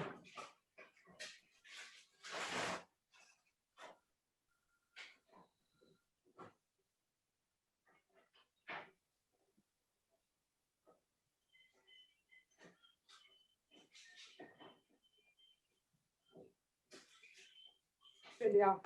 Can you hear me? Okay. My name is Carrie Ann Cacavaro, and I am the director of the Bridge Recovery Center located in Malden, Massachusetts. So we actually just opened on Tuesday. We officially opened this week, so yay. And, talk about a trying time during this period. I don't know any other way to go about opening up a recovery center, because as of right now, all I really know is how to connect remotely with our community. So based off of my own personal experience right now as a recovery coach and the amazing ability it has allowed me to adapt and to learn how to adapt to the needs of my community and those that I'm serving. We are trying to organically open in a sense that build our membership through Zoom, build our membership through appointment only, which is a little difficult because this time is, the most disconnected physically that most of us have ever felt since we were actively using. So how do we remove that disconnect? So it's really stepping outside of the box of the norm of what we think we're supposed to do and just go with it. And it's been the greatest blessing, and we cannot wait to see where this center goes. Our area needs this space more than I think it's really talked about, and we just can't wait to watch where this center takes off to. And I'm very grateful for this opportunity, and I hope everybody has a great holiday. Thank you. We get to see you and hear you, but not in the same place. And I'm sorry, Kakavaro, I'll get that right next time. So thanks so much. I think everybody's really excited about you opening a center. Finally, I know it's been a long road, so congratulations to all of you. All right, so Lorraine, I'm so excited to invite Lorraine to speak next. She's a recovery coach at the Step Rocks Peer Recovery Center. And I've gotten to know her a little bit over the last year or so, and I absolutely adore her. And they've been doing great things at Step Rocks and have their own new facility as well. So lots happening and lots changing. So Lorraine, you're up. Look forward to hearing you speak. Thank you, Kirsten. And good evening, everybody. I am Lorraine Barton, the recovery coach at Step Rocks, and happy holiday season to everyone near and far. I'm grateful to share with you the hard work that Step Rocks has been doing to keep connected to our members and our community. Step Rock remains in transition as we await entrance into our brand new facility. We too have a new center, and we are hoping with COVID and regulations and all that, we are still awaiting our final entrance into the center. So we wait in anticipation. You can find us, however, on Facebook, Step Rocks Recovery Support Center, Boston. And there you will find our calendar, which highlights all our recovery meetings and events. You will also find our gratitude wall, where you can be encouraged and encourage one another with thoughts on gratitude. With COVID, we also implemented a call-in check-in. It's called How You Doing? And that's in the morning. And we just, how you doing? It's just a simple check-in so our community and beyond could give and receive support, as well as just connect with another human. We also have How You Doing Now, which happens in the evening to share with folks, how you just made it through the day. So Step Rocks has kept on stepping, kept moving forward alongside all the recovery centers in Massachusetts. As the pastor was speaking, he spoke of hope. This is the season of hope for many, but I never lose sight that faith is not always available for everyone. It may be hard for others.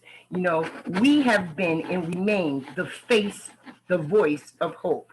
So I'm going to say tonight, never let go of that hope. Never give up on it. Hope still remains eternal. Recovery is real. Thank you. Thanks so much, Lorraine. It was nice to hear about the new center and the really creative checking in the morning and checking in the evening. I think that's wonderful. It's a great idea. And there's some shout outs to you as well on chat. So I don't believe that we have Gary Pratt with us today, unless he just joined right now.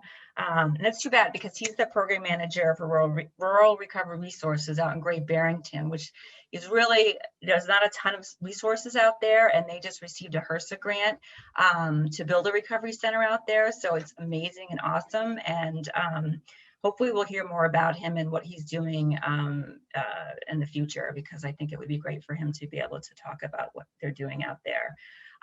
So next up, I'm really looking forward to this. And for some reason, I can't spotlight you, Kelly Averill, But Kelly is going to be reading one of her poems, which I had the opportunity to read ahead of time and really loved, and I think it's appropriate for this event today. So I can't figure out how to spotlight you. So if people can find Kelly in the gallery. So if you want to unmute yourself, Kelly, I would love to have everybody hear your poem. Sure. Hi, everybody. Happy holidays. And I wish that it was in person also. And I want to say I am so excited. The Recovery Connections in its 13th year now, or entering its 13th year. And I am so excited to see these new centers take off and go and visit. Even Ephraim, I can't wait to see Stairway to Heaven. Sorry, Chris, I had to do it. But I can't wait to come see the new center you have there, and the bridge and Framingham and all of those. It just blows me away because there was, I think Greenfield, and then all of us that started in 2008, Ephraim and Worcester, the Recovery Connection in Marlborough. And it's so nice to see everybody that I haven't seen in a while, on, even if it's virtual. Jody, it was great hearing you. And just such wonderful things. And how far, I remember Julia saying she wanted to see a center in every city in Massachusetts, and I think it's getting there. She's doing a wonderful job. My hat's off to Julia and Marianne. Where would we be without Marianne and MOAR? I mean, the changes that they bring upon, I'll tell you, I have so many people come to the center and just saying, especially about the prison systems, how, they're doing the medically assisted in prisons now. And I think MOAR had a lot to do with that, and getting all of us on board to fight for these new laws. It's been wonderful. It's been a wonderful journey for me. And so I just want to mention the first poem I sent Kristen. It wasn't a happy poem, and it was a poem that I had just written a few days ago. And after I sent it to her and I was at home, I'm like, this is a holiday. It's supposed to be happy. And, we've had enough heartache and pain over these, with COVID. So this is a poem I wrote last year. And I think it goes good for today. It's called Angels. And you know what? I think all of us that give back, whether you're in recovery, out of recovery, anybody that helps another person, we're all angels in our own way. So my poem is, there are times when even the strongest get driven to their knees, the ones who never imagined one day they'd be in need. It's only then they learn the lessons that without they couldn't give. It's only then they see the angels all around them where they live. The smallest smile, the outstretched hand, the heart that shows they understand. The strongest they get humbled because they never knew that even in their darkest times, others' kindness would shine through. So the cycle starts again. Your heart sees the hope, your spirit mends, and all the people all around you that were strangers and your friends turned out to be the angels that helped you up again. That's it. That's terrific. Oh my gosh. You are a poet, Kelly, and it was so nice of you to be willing to share that. So thank you very much. It's a great way to wrap up the SOAR part. Yes, my pleasure. Thank you. All right, Kelly. So that's it. I'm going to give it back to our wonderful, smart, funny MC. Thank you so much, Kirsten. Thank you so much. Let's give a hand one more time to SOAR and all those recovery centers, Ephraim, Luann, everybody, Lorraine. Oh, great. Kelly, that was awesome. I love that poem. That was awesome. Next, we're going to hear from our friends to recovery from the State House. Our next speaker is a strong voice for recovery at the State House, working on important litigation around addiction services. He is a longtime friend and supporter of MOAR. Let's put our hands together and let's welcome Representative Jim O'Day. Hey, good evening. Thank you for having me this evening. It's really been tremendous sitting here, listening to all the speakers. Auden, you were unbelievable, and that was a great reminder listening to you why I'm so happy to be in recovery. But it's always a great honor for me to generally be with you folks in the recovery community, in person in Worcester at Mechanics Hall. And it's an evening that I always try to make sure that I'm available for, and I'm happy that I'm able to join you all tonight.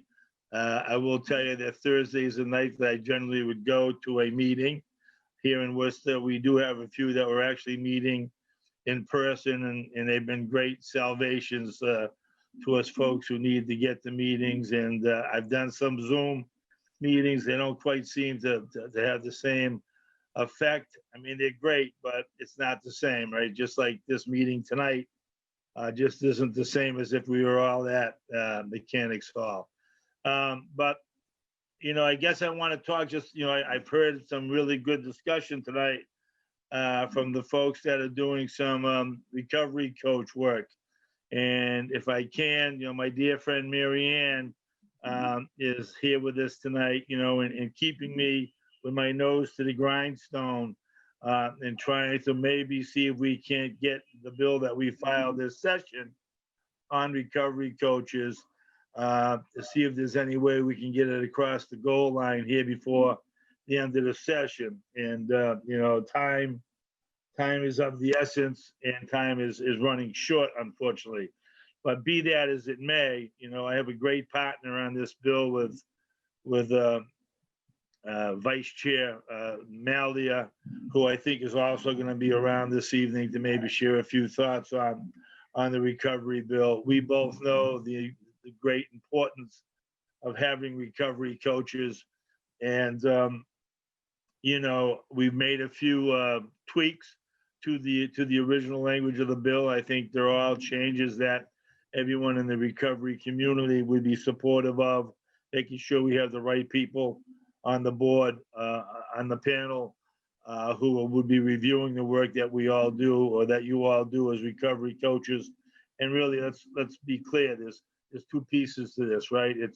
It's to make sure that we continue to be able to be helpful to folks that are struggling with addiction and looking to get into recovery and looking to learn how to live in recovery. But the second piece of this is those that are doing that work, it's time that you're recognized and beyond Mass Health to be able to get, compensated for the work that you're doing. Let's be real clear with this. It is life-saving work, and that there's a ton of expertise that goes into being a recovery coach, and that all of us in the recovery community will be better off by having that kind of a service available to us. So, as it's always stated, the squeaky wheel gets the attention. And, this bill has had a couple of favorable reports given to it.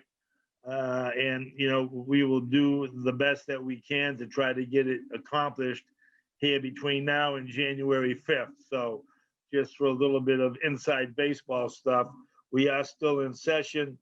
We're actually going in tomorrow in a formal session, and we do it similar to what's happening here, except that it is in Zoom. It's all via the telephone. And it's a very strange process these days. But anyway, we are in session until January 5th. January 6th starts the new session. And if we're unable to manage to get this bill across the finish line, then we would need to file that, probably the rewritten version, I think would make obviously the most sense, and file that so that we can get it moving immediately as we start the next, the 192nd session of the Great and General Court. So that's a little bit of an update. I hope for folks that are wondering where it is and what's the holdup. You know, hold up. The only thing I say is holding us up is, you know, insurance companies don't want to pay. You know, I may get heat for saying that, but you know, it really will become, you know, their lobby against our lobby. And the longer that we continue to let people understand how vitally important this role is and the need for this role, I think that will only, you know, strengthen our argument. So again, it's great to be with all of you. Happy belated Thanksgiving, happy holidays to all who celebrate for the upcoming month or so. And I hope everybody continues to remain healthy. And this COVID thing has really thrown us off a tremendous curve. Can't tell you how different my life has become as a legislator and trying to deal with things and not having that opportunity to have face-to-face contact and really be, you know, close in a debate with someone, in a discussion with someone, so that they can really tell how badly I want to have something passed. So not quite the same on Zoom. But anyway, I appreciate having the opportunity to be with you all this evening. To all of those of you who are new in recovery, keep coming. It works. Don't leave before the miracle gets hold of you. And I hope you all have a great holiday. And thanks again for the opportunity to be joined with this great community of people in recovery and those who work in that field. Thanks again. Have a good evening. Thank you. Thank you so much. Thank you so much. That's right. One more hand of applause for Representative O'Day. Thank you so much, sir. Thank you for your words, and thank you for the continual fight, because that's what we need, is a continual fight in this. And moving forward, our next speaker is from Cambridge, is the House of Chair of the Mental Health, Substance Use and Recovery Committee. She is a friend of MOAR and the recovery community, who also who values the input of coming from people with lived experience. Among many others, she is currently working on policies to improve access to telehealth services and to provide state certification systems for recovery coaching. Let's welcome State Representative Marjorie Decker. Thank you. It's nice to see you all. It's good to see my colleague there, Chairman O'Day. And I scrolled through and I saw, you know, one of my heroes also, Representative Liz Malia, who's on here with us. And I know you'll be hearing from my co-chair, Senator Sear, soon. There's a lot of really amazing people who have done a lot of work, and certainly Jim and Liz, I think, are shoulders that Julian and I stand on. When a lot of the foundation and a lot of the work and the opportunities that exist in the recovery in Massachusetts is because of their work. When I think about, you know, what is it that I have to say that's of any value to you, right, that's worth hearing? What I guess I can just say that as the chair of this committee, I've dug in really deep to try to really understand the complexity of the issues that face people who are in the throes of a substance use disorder, dealing with addiction, and what are the various paths to recovery look like? And from the legislative point of view, what are the opportunities to help understand where people actually find themselves in the throes of a substance use disorder? What can we do legislatively when possible to prevent that?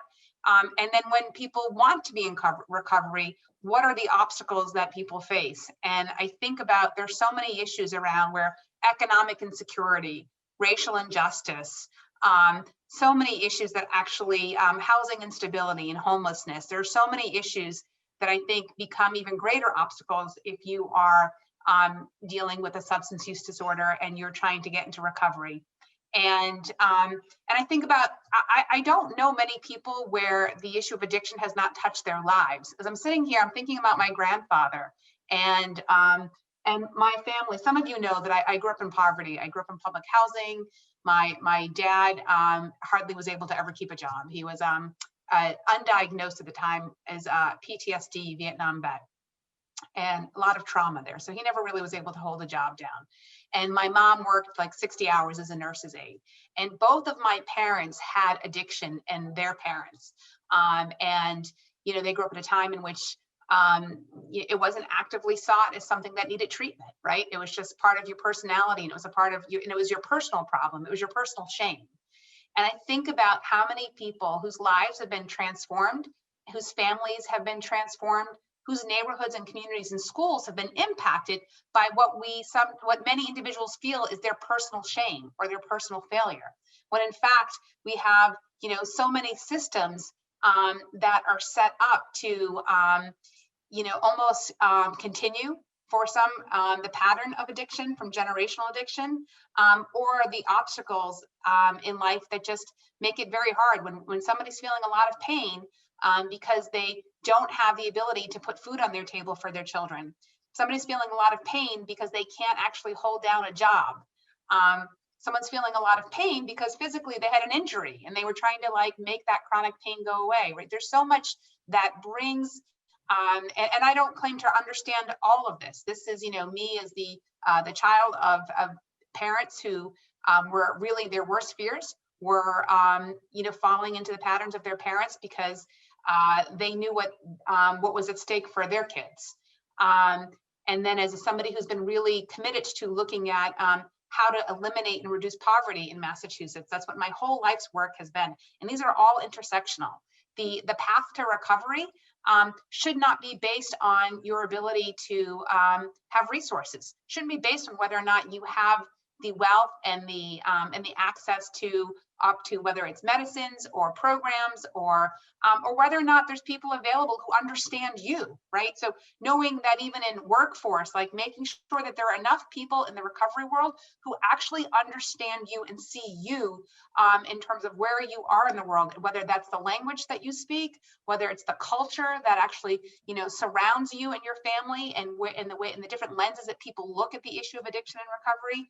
And I can just say that I feel really, it was when I was asked to be the chair of this committee, I knew right away it was a privilege, and I was intimidated by it because I also knew that it was an enormous amount of responsibility to step into the role of this chair and to make sure that myself, my team, and really fortunate to have the best co-chair I could possibly have on the Senate side, that together we understood what an incredible privilege and responsibility it was to look at legislation that came before us and to try to see through each of those pieces of legislation, how do we ensure that we get this bill, not only of our committee, but how do we get it all the way out? And so there's been a number of bills that we've both worked on, one to get them either into the budget or that we've worked on to get through to the next committee and to try to get them out. I was on a phone call today back and forth with Representative Balzer, and she and I are still working hard. She's been working for years, really hard on trying to prevent us sending men to jails for treatment, right? Jail should not be the only and the best opportunity for treatment. And to be clear, it's traumatizing. So even if you've been fortunate to get treatment, and I know there's plenty of people where that was the only opportunity and families who were desperate, it shouldn't be an opportunity. Putting people in the criminal justice system is not okay. Giving people the support that they need, the resources that they need, the beds that they need, the programs that they need, and the funding they need to stabilize their lives, that's what every person has the right to do. And truly, we all lose out. Families lose out, children lose out, neighborhoods and communities lose when people don't have the support that they need to heal and recover and be who they're supposed to be in the world. So I just want to say there's a lot of legislation here. My team is really good. They always put together talking points with all of the bills that we've passed and the budgets. But I think, Marianne and there's a number of other people on here are really good at sort of keeping you guys, I think, prepped on the legislation that you're trying to push forward. And I just wanted to be able to take this opportunity to hopefully share what I think I've tried to bring to this role as chair as we're wrapping up this session, but just to also say to you, we're not done. We are, as Representative O'Day said, we are unusually, because of unusual circumstances, still in session, and I have not taken my foot off the gas. We still have time to get bills out, and we're still working on them. And so we will continue to do that until it's time to start filing bills in a new session. So thank you for all of your work. Thank you for the courage it takes every day for those of you who are just have the courage to be in recovery, the courage to talk about your stories, or the courage and the determination to push the rest of us to be accountable to understanding what's at stake when we are not we are not looking at the big picture and providing you and communities the tools that they need to heal and to recover, and to, when possible, also to be able to walk a different path. So that's, I want to say thank you. I'm wishing all of you the best possible health that you could have at this time that is really challenging and difficult. And for all of you who are out there who are suffering even more than usual because of the impacts of COVID, or have experienced COVID, or have loved ones that you are grieving over, or who are in recovery with that, I think it's also strange just to not to acknowledge that it's not just that we're not together and we're on a Zoom, it's that we're still like really trying to survive a pandemic that is ripping apart lives every day in our own state. So thank you. Wow, wow. Thank you so much, Marjorie Decker, Representative Marjorie Decker. Let's one more time, let's give it up for her, because those, it's good to know that we have people that are in that state house and that are pushing that fight forward for recovery and for addiction. And we just thank you so much. So our next speaker, also from Falmouth, is a Senate Chair of the Mental Health, Substance Use, and Recovery Committee. He is a friend of MOAR. He is a leader in helping the behavioral health system respond to the COVID-19 epidemic. He is active in improving our state's overall hospital and healthcare systems. Let's put our hands together and let's welcome State Senator Julian Cyr. Thank you. And I'm not from Falmouth. Falmouth is the opposite end of the world of Cape Cod. I'm from Truro on the Outer Cape, but Falmouth, I think you're confusing me with my colleague, Rep. Dylan Fernandez, who's a awesome, fierce guy who is just terrific, and he's from Falmouth, and I'm fortunate to serve with him. I'm really glad to be here with all of you, and especially to be here with Rep. O'Day and Rep. Molly. You know, Chair Decker is totally right in saying that we really stand on their shoulders, and their example really has, I think, served us well. I remember back in the days when I worked at the Department of Public Health and going to meet with then Chair Molly, who chaired the committee, and just marveling at her commitment and dedication on these issues for so long. And Rep. O'Day, your example of service and of living in recovery.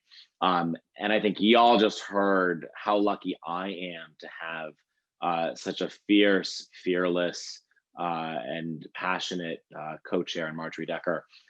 She and I have been causing lots of good trouble on these issues, and I feel very grateful that we get to do this work. And I'm really proud of what we've been able to do this legislative session. So Rep. O'Day mentioned this. We have reached a budget accord, a budget agreement. The House and the Senate, I think, are going to be voting on a budget tomorrow. And in that budget, there's some really big, it's a really big deal, because we thought amidst a pandemic, really the toughest fiscal environment, you know, we all could imagine. Typically that is when we are forced to make devastating cuts to programs at BSAS and across state government that are helping people, that help people, and people need help now sort of more than ever. And what we were able to do in this budget is tremendously significant. Record levels of funding for BSAS, for the Bureau of Substance Abuse Services, or Substance and Addiction Services. The name changed after I left DPH, but that is just remarkable. There's also policy provisions, and this was in both the House and Senate versions of the budget that came out of the Ways and Means Committee, and something we really pushed hard in the governor's proposal for the updated FY21 budget. The governor had assumed savings because we're seeing addiction programs and other services are having lower utilization right now because people are staying away, people are social distancing. And the governor and the administration wanted to sort of assume those savings and not provide funding. And the legislature pushed back very strongly and said, look, we need to not only make sure that these programs and services are well funded now, but we're going to need these programs and services all that much more as we're coming out of the pandemic, particularly now that there's a dim light, but a bit of a light at the end of the tunnel in what we're going through. That it's really important that we're able to make these investments. Also, some important policy provisions are in this budget. So there is a policy piece, something we championed in the Senate, was part of the Mental Health ABC Act, was part of our budget in the Senate around allowing for same-day billing for patients who maybe see their primary care provider and then receive behavioral health care on the same day. Really trying to integrate care so that we're not sort of siloing physical and med surge health, if you will, from behavioral health, from addiction services. That's going to be a big deal. It's going to make a real big difference for providers, for community health centers, for all those folks who are really trying to get at this integration. As Rep. Decker said, we've got a lot more work to do. There's a lot that has been left unfinished with this session as well. Maybe we'll get some of these things, hopefully get some of these things done. Would love to see some of the recovery work done, Section 35 and other pieces. But we'll be back at it in the next legislative session come January. You have my commitment and our commitment to be fierce and tireless in making sure that we do not neglect the epidemic of addiction that we have in our Commonwealth while another pandemic is taking the headlines. And I just want to close and say that this is a tremendously difficult time, and so many of us are grappling with loss in one way or another. For some of us in the most devastating ways, but for all of us, our lives have been upended. Our routines, our work, our how we connect with one another, that the fuel we get when we connect as being social beings. And so this is it's a real difficult time of loss. And I really look to so many of you who really show and demonstrate such resilience in your recovery and in the work that you do every day to help others to get to recovery and to stay into recovery. And I really find a lot of inspiration in that. And I think, as we're going into what is going to be a very dark winter, Massachusetts just reported the highest number of COVID cases in any one day. It's like thousands of cases more than we've ever seen before, right? We're going into a really tough time. Let's hold fast to that resilience and get ourselves through, keep working as hard as we can to help one another, and especially to help those struggling with addiction, and really rely on that wisdom, that courage, and that resilience that those in recovery in this community provide. So thank you so much.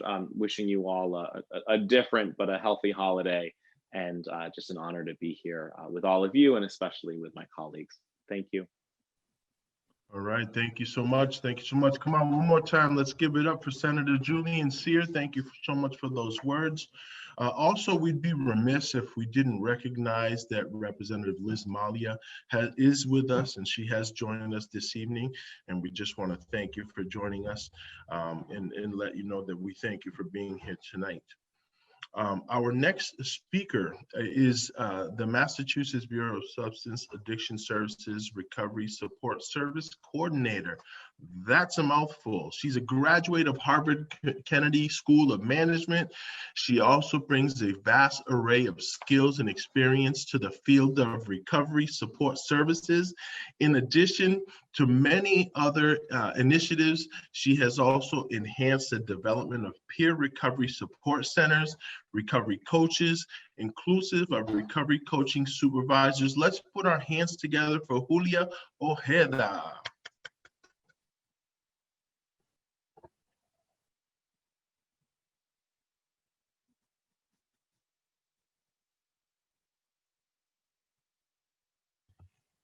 She's muted.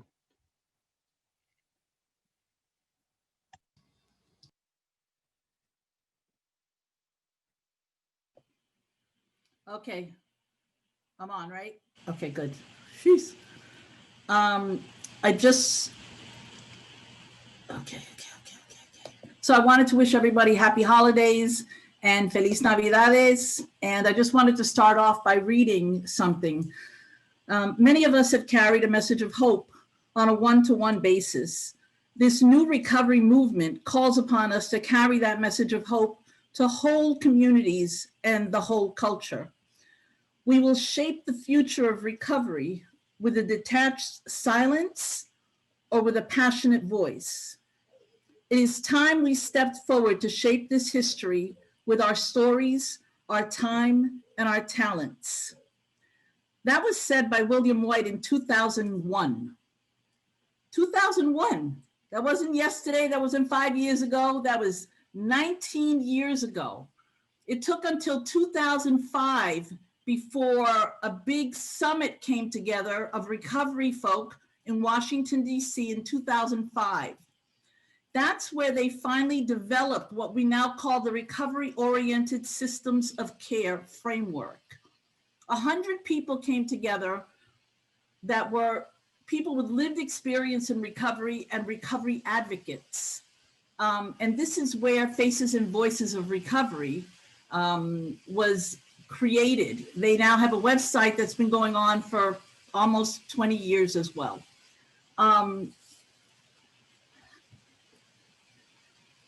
I'm about the recovery movement. Working at BSAS for the recovery support centers, you know, Kelly mentioned earlier that I always say, I want there to be a recovery support center in every single town in the state of Massachusetts. And the reason I say that is because when we come out of detox or we come out of a treatment center, typically we go back to the exact same place we came out of. That's why we have recovery high schools for the youth. And if you don't have a recovery support center to go to, you end up, you have no place to start your life over again, to start with new friends and to get a social life and to get back into education, get a new job. It makes your life a lot harder. And so having a center really helps support and sustain people in recovery. And so I'm going to call out every single center: East Boston, Malden, St. Francis House, Martha's Vineyard, Living in Recovery in Pittsfield, Alyssa's Place, Alyssa's Place, Rise in New Bedford, Step Rocks in Roxbury.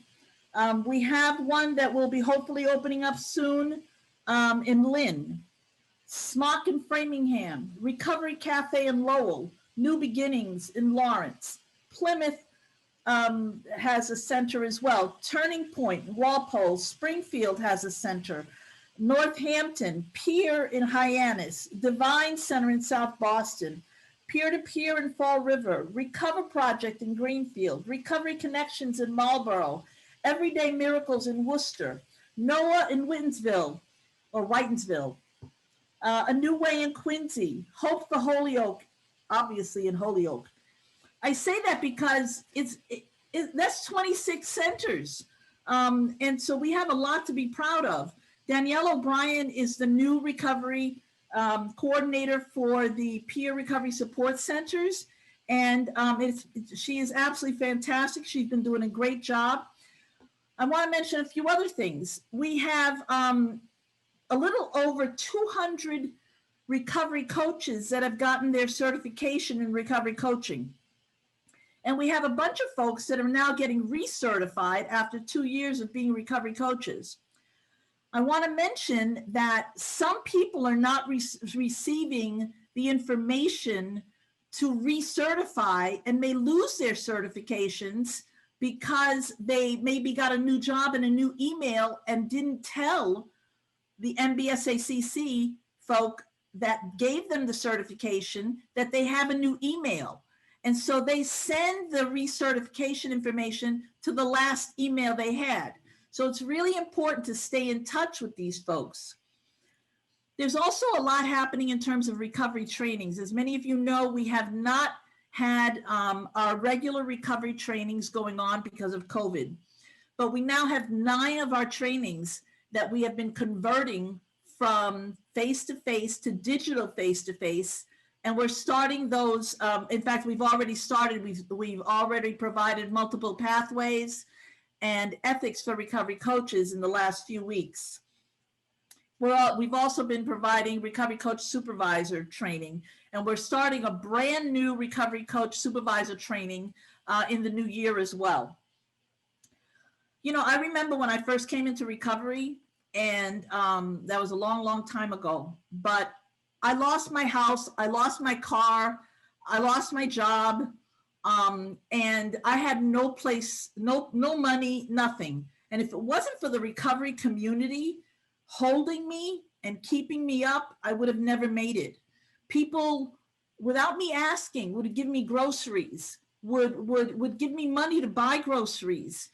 During the holiday season, I had no toys for my daughter, and people brought me toys.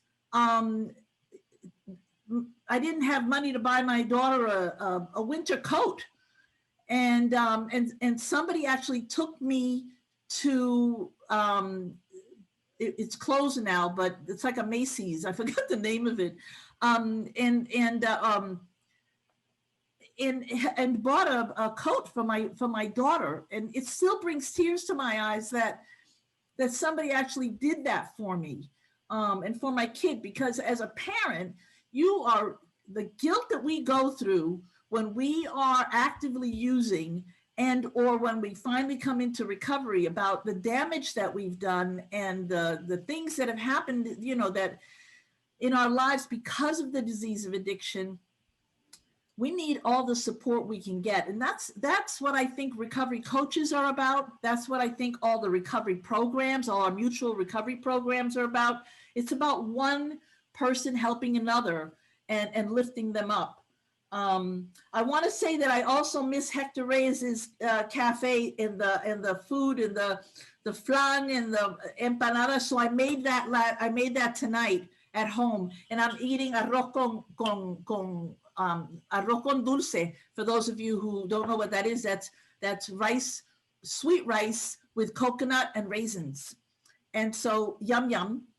And I just wanted to end with a fun thing, because I think it's really important that we have a good time. Somebody mentioned it earlier, fun in recovery is really important. And so one of the things I do with my grandchildren every single Christmas is I sing Feliz Navidad with them. Oh, wow. And I'm gonna, and I actually wear this with this hat, and I'm gonna end this with this, okay? Happy holidays, everyone.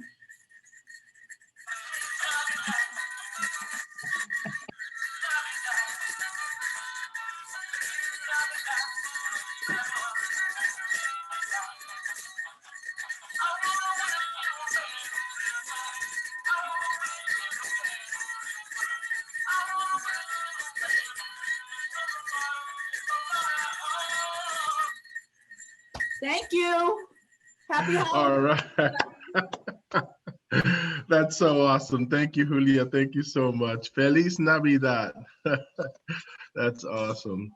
A great inspiration to know the struggles that we go through, and to see individuals go through struggles and move forward and become inspiration for others. So I just want to continue to thank you. Our next few speakers, we're going to be kind of turning the page to recovery stories with pause. And so we'll be hearing from a young man who has been in recovery for 14 years. He's a father, he's a poet, he's an author, an advocate, also a CEO of Aftermath Addiction Treatment Center, a new facility that he's recently opened up in Wakefield. Let's put our hands together and let's welcome Matthew Gano. Different time of year, Zoom celebration. Big shout out to Marianne. I love you. It's an honor to be a part of MOAR. It's been 8 full years of doing events. And every time I get the opportunity to share or speak, Marianne asked, I try to jump to it. And, a long time ago when I was trying to get clean, there weren't stories out there. There wasn't celebrations of recovery to show support in the public.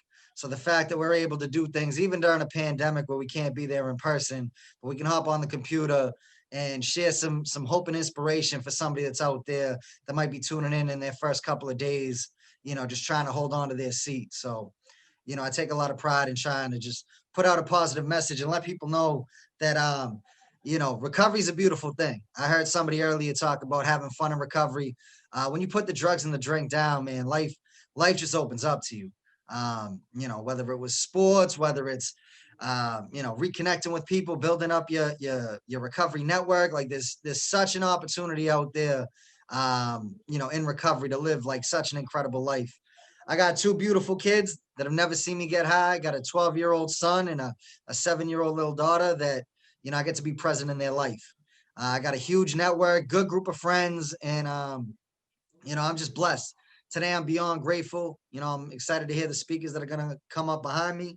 But again, I just want to let you guys know how grateful I am to be a part of MOAR, to be there for Mary Ann from the first time I met her at that bike rally way back when, and all the recovery days, the mechanics hall, which I would rather be at mechanics hall with everybody here, giving some high fives and shedding some love. But I got a poem for you guys that I'm going to leave you with, and then I'll pass the mic to you guys. On the surface of a sleepless ocean, the cold depths of frozen emotion, I'm pieces of a heartbroken flown inside of love that was stolen. I'm written poetry spoken. I'm a fresh page with a mind full of things to say, reminiscing on yesterday's best days to get the stress away. Even if I'm depressed today, I'm that feeling inside. When you look your lover in the eyes that no other person alive could provide, I'm the sun setting on a crimson sky. I'm trapped inside these speakers, turning naysayers into believers. When the poem gets deeper, I'm the teacher, abusing the fact that I have the platform to reach you. I'm lost in the wind, a breeze that will never come across you again. Brought up in Boston, the problems coming up from the bottom where rising is the only option. I'm the beautiful ugly, a recovering junkie, making barely enough money to keep a roof over me and my son that loves me, and I refuse to let him go hungry because my past has come back to crush me. I'm that first breath of freedom. Breathe in the 1,000 reasons, leaving a cell block of demons screaming freedom like you just left work for the weekend. Only the work week lasted for 5 years. Borrowed time will make you see clear as you watch your youth dissipate. Learn the truth when you're in there. Only your true friends will be there when you breathe free air. I'm the rebirth of Pak Poe and Shakespeare. I'm the rose that grew from concrete, the dump beneath the street where Romeo and Juliet would meet. I'm the madness created from the telltale heartbeat. I'm Achilles at war, but my pen is my sword. Using the allure of everything I went through before as a metaphor that you don't have to struggle anymore. I'm that morning light. After making it through a night that might have taken your life when there was nothing but darkness in sight, but you found the strength to fight because the sun shines bright. Once you believe everything will be all right. I'm the last words that a poet writes. I'm the skies telling the story of my past that remind me of what I'll see when I'm looking back. Similes didn't have an impact on half of that, so I literally mapped out the path from where I was at. I'm chaos finding serenity, the point beyond infinity, taking what's given to me so I could build from within my city. I even pray for my enemies, because once upon a time they were a friend to me, regardless if they see it differently. I'm trying to make history. I'm a legend. Or so I've been told by my friends that made it to heaven. As a penman, I'm the extension of their resurrection, redemption. For anyone abusing prescription medicine whose progression led them to heroin, let that settle in. I'm the voice of a generation, raising my voice to the nation. Inspiration for every addict getting high in a basement, or kid trying to get clean as a detox patient, that they can say, I am one of the ones that made it. I'm hope for those that lost it, still carrying pieces of broken dreams in their pocket. Who think happiness is found in material objects? I'm street knowledge. I'm passion, pleasure, and pain. I'm lightning, thunder, and rain. I'm what my mother made on the first day of May. I'm a heroin addict that changed, but couldn't wash away the stains that covered my veins. I'm Matthew Gaynor, and you will remember the name. Thank you, guys. I appreciate it. Wow. How can you hear that? You gotta take a deep breath when you hear that. Thank you, Matthew. That was deep, man. That's powerful. And that's uplifting and encouraging. Woo! Well, yes. I have to interrupt again. I'm sorry. I'm just letting the interpreters know that it's switching time. Sorry, go right ahead. That's all right. That's all right. It just reminded me of a movie when they went switch. Thank you so much. Thank you so much. That was fresh. That was dope. That was hot. That was hitting. That was real good. Our next speaker is a person in long-term recovery, the community outreach coordinator for Sunrise Detox. He has been inspired by and involved in with MOAR since his early days in recovery. Let's put our hands together and let's welcome Rob Demio. Hi, everybody. Happy holidays. Again, my name is Rob Demio. I am the outreach coordinator for Sunrise Detox and for the Counseling Center in Millbury, Massachusetts. I am a person in long-term recovery. To me, December 28th of this year, I will be reaching 4 years in recovery. It's funny to be here because, shout out to Matt Ganem. He got me my first bed in treatment 7 years ago, and here I am today. In 2015, I was in a 6-month male residential program in Roxbury. And I think, Marion will kill me if I don't remember the date. It was like the third Monday of every month that halfway house would send us to Faulkner Hospital, where I stumbled upon my first MOAR meeting. When I walked into that meeting, I found a group of people that taught me how to use my voice and to use it correctly to, implement change. And they were focused on fixing and changing some of the things that I was struggling with at that time. I was struggling with homelessness, access to recovery services. I was struggling with Corey-friendly employment and widely available MAT services. And over the past, 4 or 5 years, to watch MOAR grow and to see the change that they've, the change that they've impacted here in the state of Massachusetts has been amazing. I'm a father of 3 children. My children haven't had to see their dad use in 4 years. I'm available to show up for myself. I can, show up to my job and, be employed today without, going on a run and waking up in strange places. My disease took me to the darkest edges of the city of Boston. Today, I go to bed and I do the right thing when, no one's looking today. Extremely grateful for all of you. There are so many faces here that have helped me over the years and in early recovery. And I want to thank you all through these tough times that we're all faced with COVID, that recovery is possible and we can stay clean and sober. And I thank you all, and I wish you all a great and happy holidays and New Year. All right, all right. Thank you so much. Thank you so much for sharing. We're going to continue moving forward. Our next speaker is a graduate of Phoenix House who transformed his life in recovery. This gentleman now is a recovery coach, and he's also part of the Western Mass Outreach Coordinator for the Mass Substance Use Hotline and Health Resources in Action. He is working right now as a recovery coach as well, and I think I said that. So we're going to go ahead and hand the mic over to Dallas Clark.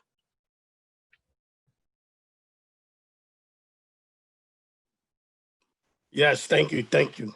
I'm glad to be here. Thank those that spoke before me. Again, my name is Dallas in recovery. I was also a survivor of alcohol and drug addiction, and not only a survivor from that, but also from gun violence. And also, I always mention that because that's part of my recovery story, and I always want to encourage others that recovery is revolving. And I want people to know that recovery is beyond just alcohol and drug addiction. When we look at recovery, holistic, the mind, body, and soul, the physical, the mental, and the spiritual. And somebody has also has mentioned Della Blake, and I am a graduate of the BASE program, the Black Addiction Counseling of Education.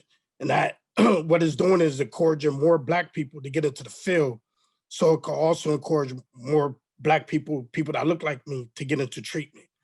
And I'm here to be that voice, to be that because I lost friends, loved ones through gun violence, and that's a pandemic in my community, and I know I was there. I was without hope. I was lost. I was in that black hole, and that was normal for me. I didn't until somebody put me out of it and showed me a different way, and I'm here today to give that hope back. And it was once said, like I always said, like for you to keep your hope, you have to give it away. And at first I didn't understand that.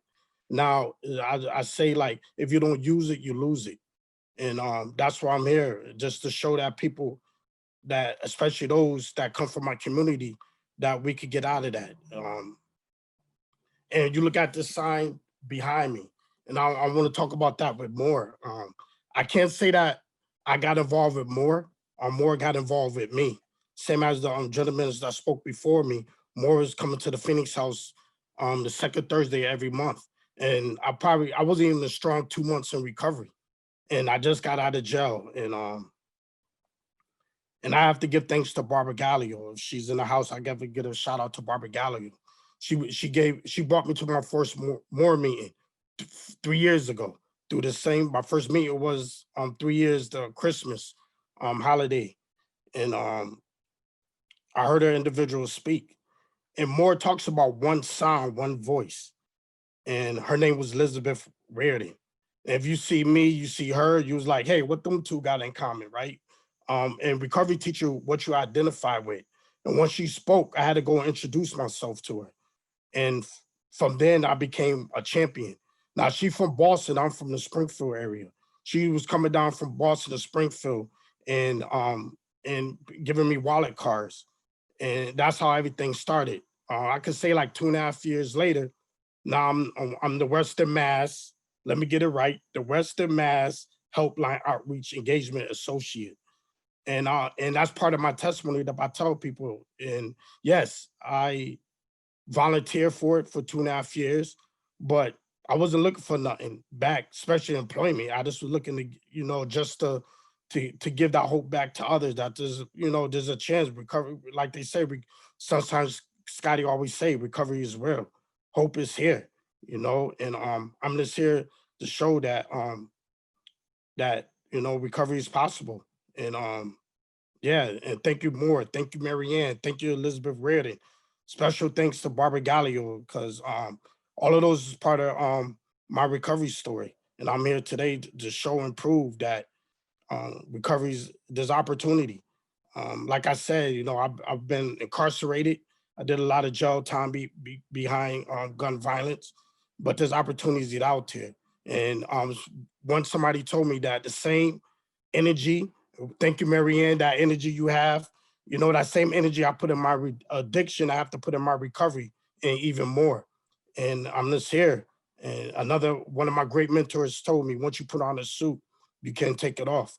So recovery coach means a lot to me. Recovery means a lot to me. In the beginning of my recovery, I had a recovery coach, a sponsor, and a therapist. And I use all three for their purpose in my recovery. And I always tell people, don't put all your eggs in one basket. And because like I said, recovery is evolving. And I'm just here to be that voice. Like Morris said, one sound, one voice. Thank you. Wow, thank you so much, Dallas. There's some heartfelt words, man. We appreciate you sharing that, and it's the words of hope and the words that, that you're giving back to that community. And that's a great thing. Can I add one more thing, please? I always forget this. For anybody in Western Mass, I'm gonna put my email in there. We're looking to do some presentations in the Western Mass area. So please give me a shout out. Thank you. I always forget that. Thank you. That's all right. That's what we got to do. We have to be able to use the resources around us. Our next speaker is an innovator, educator, storyteller, teaching artist, expert, facilitator, and recovery coach, and is the creator of the powerful recovery storytelling workshop series. Through her company, Phoenix Tales Storytelling, she has created a unique workshop that combines the art and science of recovery coaching with the performing arts, creating transformational experiences that bring resilience, healing, connection, and empowerment to youth and adults from all walks of life. And let's put our hands together and let's welcome Megan Perry. Hello, thank you. That all sounds way more fancy spoken out loud in this space than how I feel.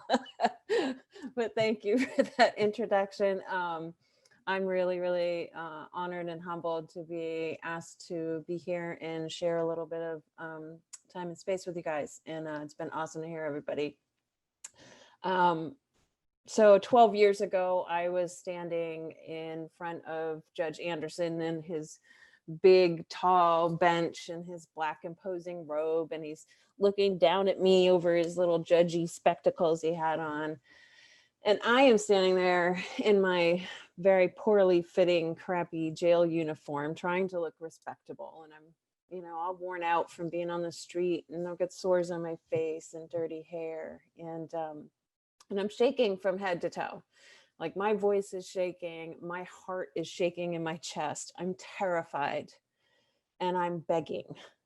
I'm begging Anderson for one last chance, which really I probably don't deserve, because I'd already had a lot of chances. I'd had a drug trafficking felony years before, and I did drug court and graduated and landed back on the street. And 10 months before this day in front of Anderson, I got arrested for drug trafficking felony again. I already had a federal case open. Now this was a new state charge, and I made bail, and within a short time, I got another drug trafficking felony while on bail for the first one. So there wasn't bail this time. I went back to jail, and I spent a few months there, and then I went before Judge Anderson, and I asked if I could go to treatment instead of back to jail. And he said yes. He gave me that chance. And so I went to treatment. I spent about 3.5 months there successfully until I messed up and I got kicked out, and I went back to jail for a few months before I got my chance in front of Anderson. And I really felt like this was the last chance. I felt if I did the 5-year prison sentence that was hanging over my head, that the disease of addiction would win and I would ultimately die from the disease. But I thought if I just had one more chance, maybe this would be the time. And so I begged, and totally inexplicably, he said, you know what, Ms. Perry, I'm going to give you one more chance, but you better not mess this one up. Now, I can't explain to you what in the world gave him the idea to give me one more chance, but I can explain what happened after that, which is that I spent 9 months in a treatment center. So 11 years ago, I graduated from my last treatment program. 10 years ago, I wrapped up probation and left the criminal justice system behind. 9 years ago, I found myself beginning my long-term recovery, which, Rob, we're birthday buddies. I'm December 28th, 2011. So there's a lot of really great people on December 28th. And 7 years ago, I walked into Marianne's office with some other folks because we wanted to start a recovery center, social peer recovery in Scituate. And I got involved in advocacy and came to know MOAR and Marianne. And I'll tell you that recovery advocacy just lit my ass on fire. It gave me so much fuel and so much passion for helping the people that came behind me, because it was a miracle that I got to go to treatment that last time and not prison. And I really, really strongly believe that we all should have as many chances as we need to recover.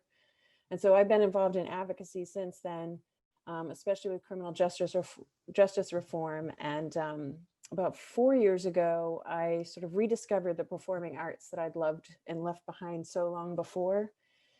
And now I am self-employed. I have my own business. I teach storytelling and theater and advocacy, and at this really cool intersection with prevention and recovery and treatment and the performing arts. And it's really amazing that I get to continue to do this kind of work in the most amazing, rewarding way. And I owe a lot of that to MOAR. I owe a lot of that to the incredible people that have come before me, who made the recovery movement real and who continue to work day in and day out to keep that work going and to continue helping the person that comes next. And I'm really, really grateful to be here and to listen to all of you tonight. So thank you. Thank you. Thank you so much, Megan. You know, I got to say, I heard her tell, she had a couple, I think it was either some of the people that you've taught tell their stories. And I got to tell you, just listening to some of the ways she helps individuals share their stories, it's really powerful and encouraging. So thank you so much for being here with us tonight.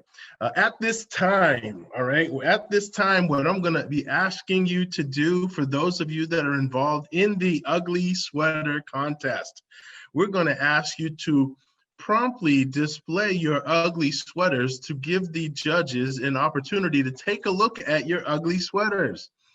So if you have an ugly sweater and you're part of that ugly sweater contest, please take your time and start parading before the cameras so that we can view them.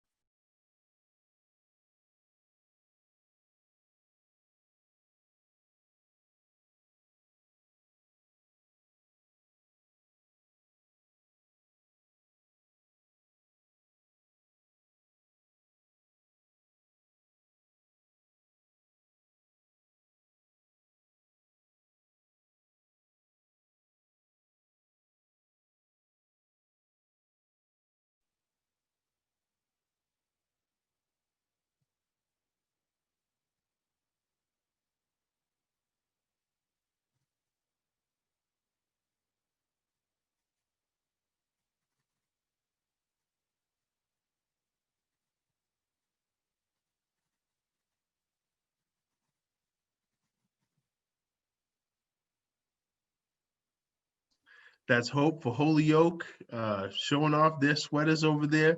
We're going to have two different winners. One is going to be per group, and the other one is going to be per individuals. So we just want to make sure that anybody else want to share their ugly sweaters. We want to make sure that we get a good view of them all. You may have to stand up. There you go, and just show us those ugly sweaters.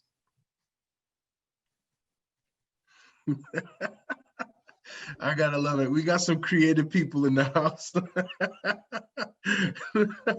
This is awesome. Loving it, loving it. Look at even the mask. Look at Debbie, even the mask. That's awesome. I hope everybody's enjoying this as much as I am. Come on, I see y'all over there with Julie. Yeah, go ahead. They must have music over there because I don't hear any music on this side and they're getting jiggy with it. So, all right. That's awesome. That's great. Anybody want to let me know how long we're going to do we need more time? Do we need more time? Are we good? We good? All right, excellent, excellent. That was a good time for a break if you needed one to get up and stretch your legs. I know we've been kind of sitting for a few minutes. Awesome, thank you guys. There's some great ugly sweaters out there, but we're gonna go ahead and for the spirit of time, kind of keep moving forward with our agenda. Our next speaker is a manager of substance use service at Health Resource in Action. She conducts outreach for the Mass Substance Use Helpline and facilitates training statewide for the Opioid Overdose Prevention Training Project. She is grateful and proud to be a person in long-term recovery. With that said, let's put our hands together and let's welcome Elizabeth Reardon. Thanks, Noel. Hi, everybody. Great to be here with you all. Great to see so many familiar faces. I really miss being out in the community, doing outreach across the state, doing trainings across the state. But it's great to see you all here online.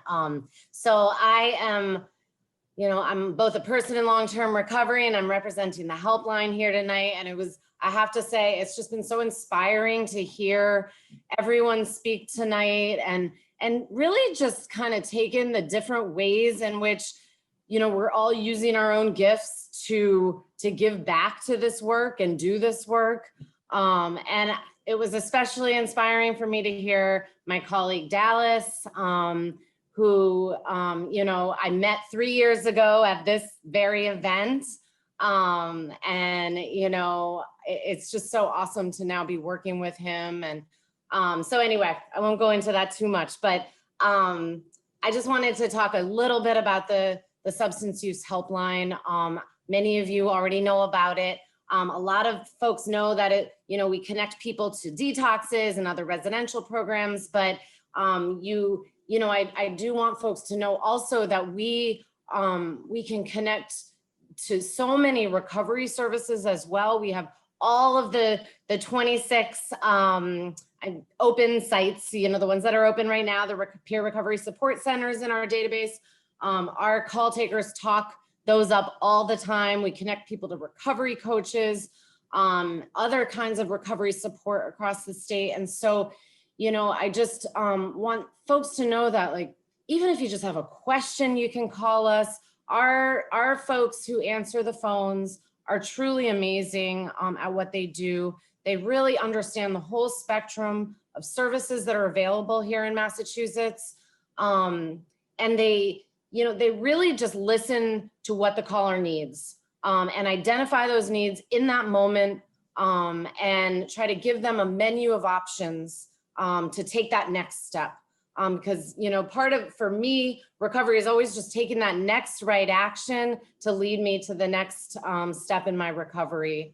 And I will say also, if somebody's still using, we can refer them to harm reduction services too. So, we really can connect people to whatever they need in the moment that they're calling. You can also search our database online. We are free, we are confidential, we are funded fully by BSAS, and we're just so happy to be able to give you this service. And I will say, fairly recently, we are now 24/7, so absolutely anytime, day or night, you can give us a call, and we can connect you to services that you need. So again, I'm really happy to be here. Thank you, Marianne and Noelle and MOAR, for bringing us all together.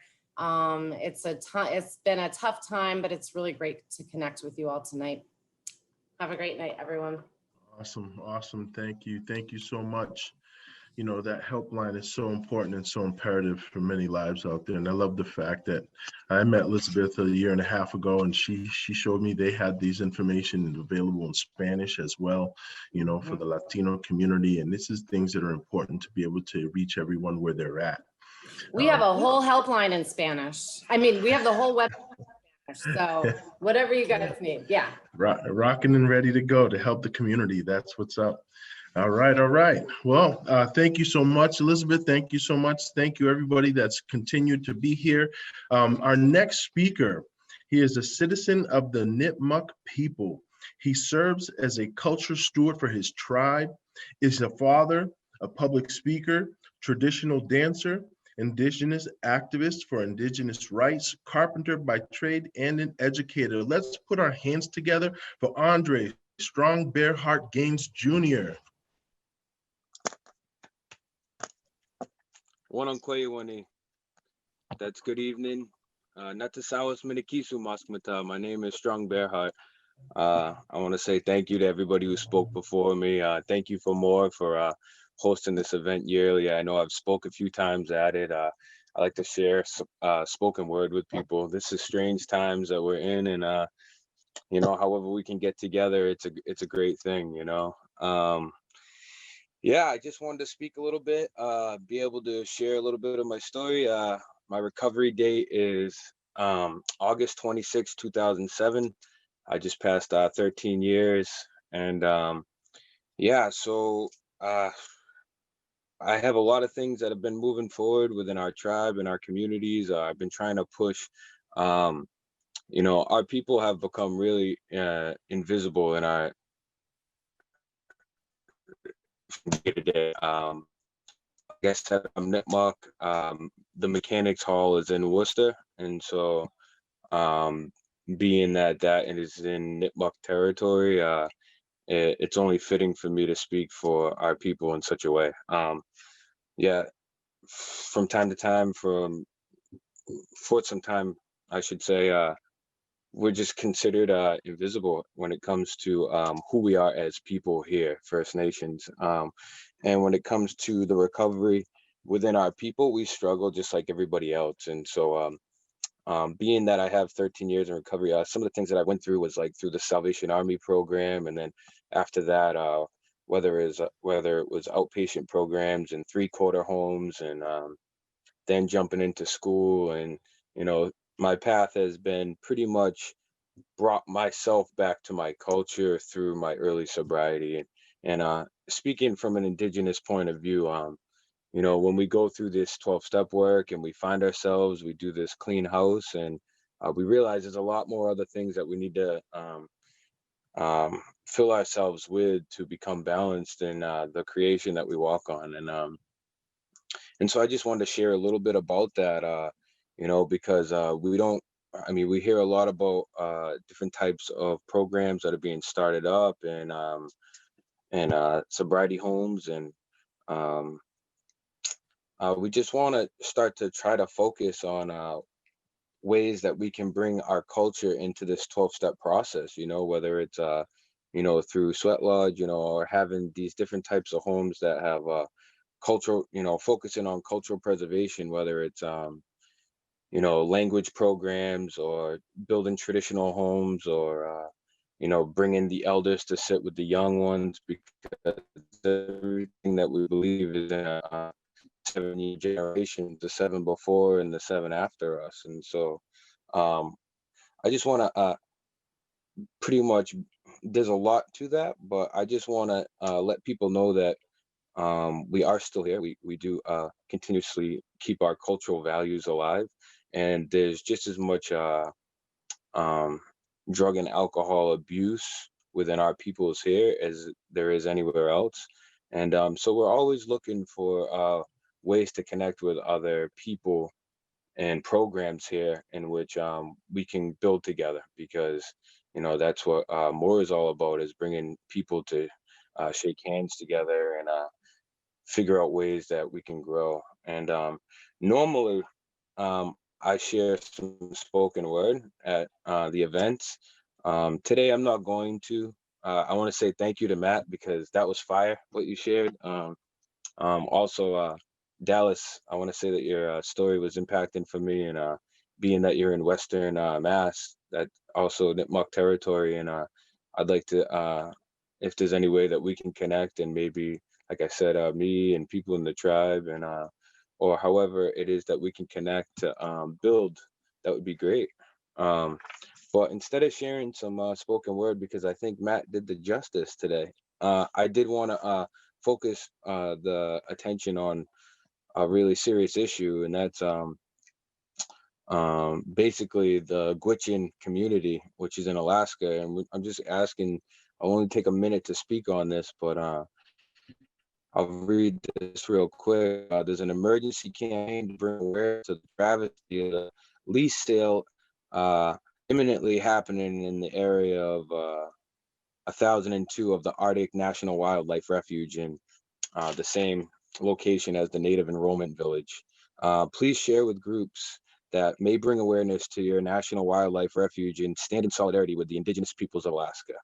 There's a lot to learn about it, but basically, if you were to just text Arctic, ARCTIC, to 40649, if you could possibly do that and learn a little bit more about what's happening over there, and kind of stand with the people from there. I mean, 80% of what they eat comes from the land, and there's just been a lease agreement to start drilling over there, and it can turn into another Standing Rock if you guys are familiar with what happened in the Dakotas a few years back with the oil pipeline. And so we just ask if our fellow citizens here now will continue to stand with the First Nations people here. And I just want to give thanks for, just all the speakers, that school.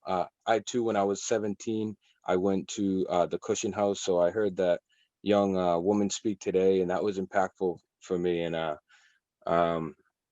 you never know where your journey is going to take you, like I said, when I was 17, I was in the Cushion House, and today where I sit today, and in Nipmuc territory right now, and how I've continued to bring the young closer, and to just try to mold the future for our people. It's amazing what the Creator can do for you when you can take some time, clean some house.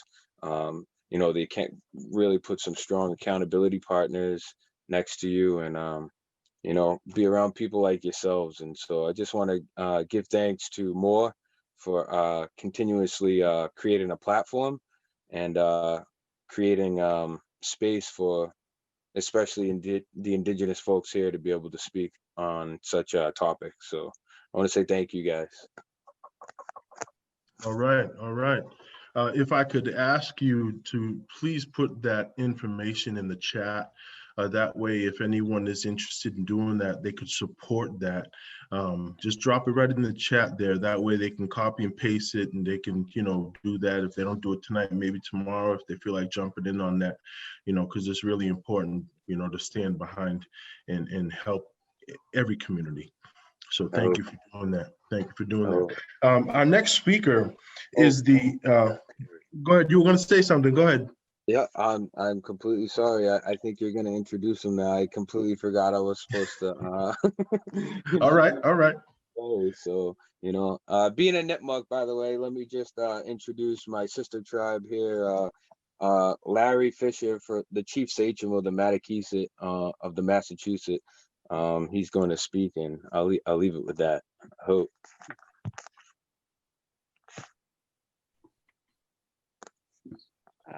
Let me first greet you all. Akuni Wunikisak, Nitasuis, Wampamiquin, Anutasuis Wampatuk, Nitamas, Matakisit Nitamas, Massachusetts. Kudabaramash Nitampuags.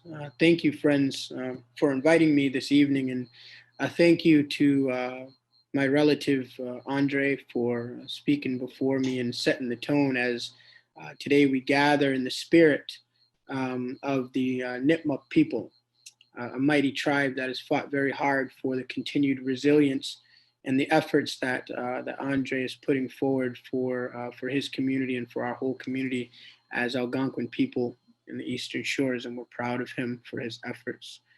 I want to thank MOAR for having me. Open it, please. Can't open it. I want to thank MOAR for having me today and always, and again providing that platform for Indigenous peoples, as Andre so kindly put forward. My reasoning, for getting involved in becoming a recovery coach was very simple. As a young chief of a tribal community that has been removed and forgotten for so long, we're very much so impacted from generational trauma. And one of those generational traumas is the fact that we still don't have access to our land. We don't always have access for a sacred place to gather. And we fight for that today. This is not something that is far fetched that's happening out west or happening only in Canada. My tribe specifically today, we're fighting for our land in Bridgewater, Massachusetts. Our land was developed as a restrictive covenant back in 1664. And legally today, it's still considered the rights of the Matakisit people. We're fighting against the town. We're fighting against the Commonwealth state of Massachusetts. We're also fighting against the Bridgewater Conservation Commission to the rights of our land where our family's buried. We have burial grounds there that we want to protect. And we have children who grow up that deserve to have rights to an inherent land.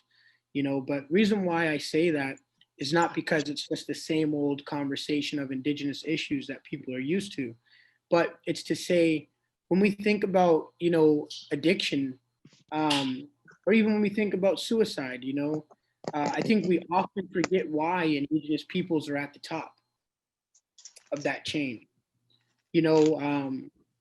Not having access, to what belongs to you, and the trauma being inflicted upon you, not historically, but even insidiously. People are getting up and driving 9 to 5 to their jobs every day, while Indigenous peoples are being suffocated in a brown paper bag, can't breathe because they have no access to their land, can't gather with their people, and people just get up and they go to work like it's no one's business. And I think we often forget that maybe 80% of the people, even in the Commonwealth state of Massachusetts, are not originally from here. But those Indigenous peoples who are suffering are. We are from here. Our ancestors are buried underneath the grounds of these Massachusetts lands, these Nipmuc lands. So one of the things I said to myself as a young chief, I'm 33 years old. I think, I came into this position in 2014. I said to myself, what can I do? So I saw my tribal members suffering, from alcoholism and from addiction. And I said, well, what can I do? So I decided to become a recovery coach, because I said to myself, in order for us to fix and stop this generational curse of dysregulation, whether it's mental, social, even spiritual, we needed to stop it with starting with tackling addiction and implementing more cultural best practices of recovery. So today I'm thankful, for the opportunity to have this platform to share with you all today, to be here today, and to work on these efforts, alongside with folks from MOAR, and also alongside of other tribal people who need to tell their story, But Indigenous peoples, we've often have to be the cultural practitioners or the leaders of of realism, of what is real. People are using in our community because they're depressed. They're feeling hopeless. Do they have a right to feel depressed and hopeless? You're absolutely right. They sure do. And that is not debatable. But we also have to do something about it. So I thought the best thing that I could do is jump in and learn about addiction, learn about recovery, and be there when my tribal members fall, because it's inevitable. They're going to fall. People are going to fall because the realistic, issue here is still not being dealt with. And it's 400 years from 1620 to 2020 today of contact period for our tribes in the Algonquin communities. 400 years and nothing has changed. So people have a reason to be the way that they are. But I also, as a leader, I have to find ways to support them and help to pick them back up when they do fall. So I thank you all for this time to share with you all, and I come before you all in a good way. I come before you with clean hands, with clean eyes, and a clean tongue. And I'm thankful for this opportunity. Peace, Kanash. Wow, And before I go, I need to introduce, I think it's a great segue. Thanks, Noel. Great segue. I'm very honored, actually, to introduce this next person. This next person her name is Kateri Koyes, and she is from another sister tribe, from the Stockbridge Munsee people out of Wisconsin. She is from the Mohican Nation. She's a co-author for a chapter in Radical Psychology, Multicultural and Social Justice Decolonization Initiatives, 2018. Kateri received a bachelor's degree from the University of Colorado and is currently pursuing her MPA. She's the executive director of White Bison, an American Indian nonprofit 501c3 corporation that's dedicated to creating and sustaining grassroots Wellbriety movement that provides culturally based healing to the next 7 generations of Indigenous peoples. And those are the 7 generations that we heard our brother Andre Strongbeerhart speak about. Kateri serves the Wellbriety movement by providing community presentations to bring awareness to the programs White Bison offers for individual, family, and community healing. This evening, Kateri will share with us her path to recovery as an individual and now a parent, the Wellbriety movement, and coping with the winter holidays. So I'd like to welcome our relative from the Mohican Nation, Kateri. Thank you for being with us this evening. Anashik, thank you for that introduction. Kulmalsi, Kateri Koyes and Denuete, Nia Maekanu, Kunmante Ma Njuntak. Hello, my name is Kateri Koyes. I'm from the Mohican Nation, and I just said, how are you today, my friends? It's a really big honor to be invited to come and share with you today, especially since number one, I'm a person in long-term recovery, and for me, that means I have not used alcohol or drugs since April 12th, 2012. I want to start by a couple of things, thanking Marianne and MOAR for inviting me to be part of this event and sharing this time in this space with you all.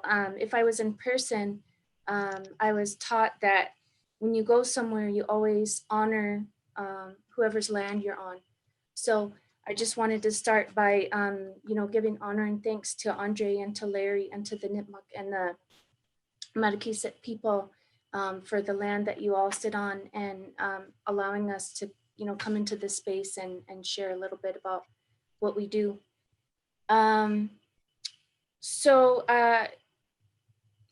Just to start, I guess I would just start by telling you a little bit about myself. I've been around this Wellbriety movement pretty much my whole life. And, as a child, I would say my family, I come from a good family, they were very good and I had a good upbringing, but at the same time, also being a mixed race woman, I'm half Native, but I'm also Norwegian and French and Irish and German and a whole bunch of other things on my mother's side. And it's very important for me to honor all of my ancestors and where I come from.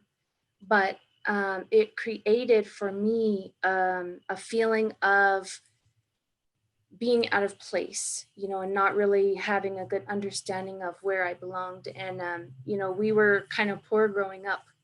And, you know, I got bullied a lot. I got bullied a whole lot for not being rich or anything like that in the place that I grew up. And, you know, I had a lot of like self-doubt, and I didn't really get to learn a lot about my culture until much later. But let me tell you how I found Wellbriety.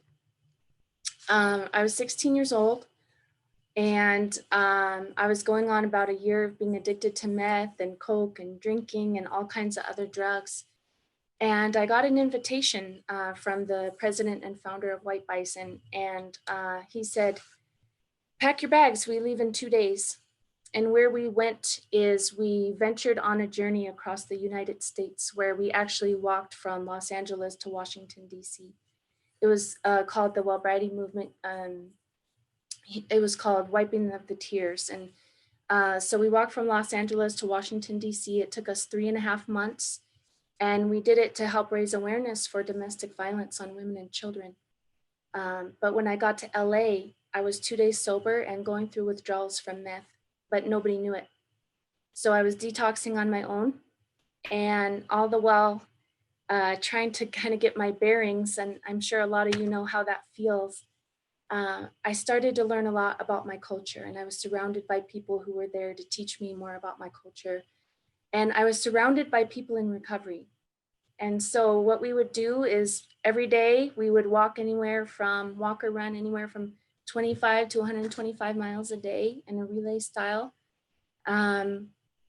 We had a core team of about 25 of us that went the whole way, but then some people would join us for a mile a day, a week, a month. We had a group that was always changing, and by day we would walk or run, and by night we would set up camp. And we camped out the whole time. We didn't really stay in hotels or anything like that. We just had camps. And so we would set up camp, and we would have food and share a meal. And then we would end every night with a talking circle. So this was a really incredible, life-changing experience for me. And I will say that Wellbriety literally saved my life. And so that's what started me on my path to recovery. And I had a love for wanting to help and serve my people, especially as a way to honor and pay back those who helped me get to where I was. And, you know, you guys, my recovery path has not been smooth or graceful. And I wish that I could say, oh, and I never, ever touched anything ever again, but that was not the case.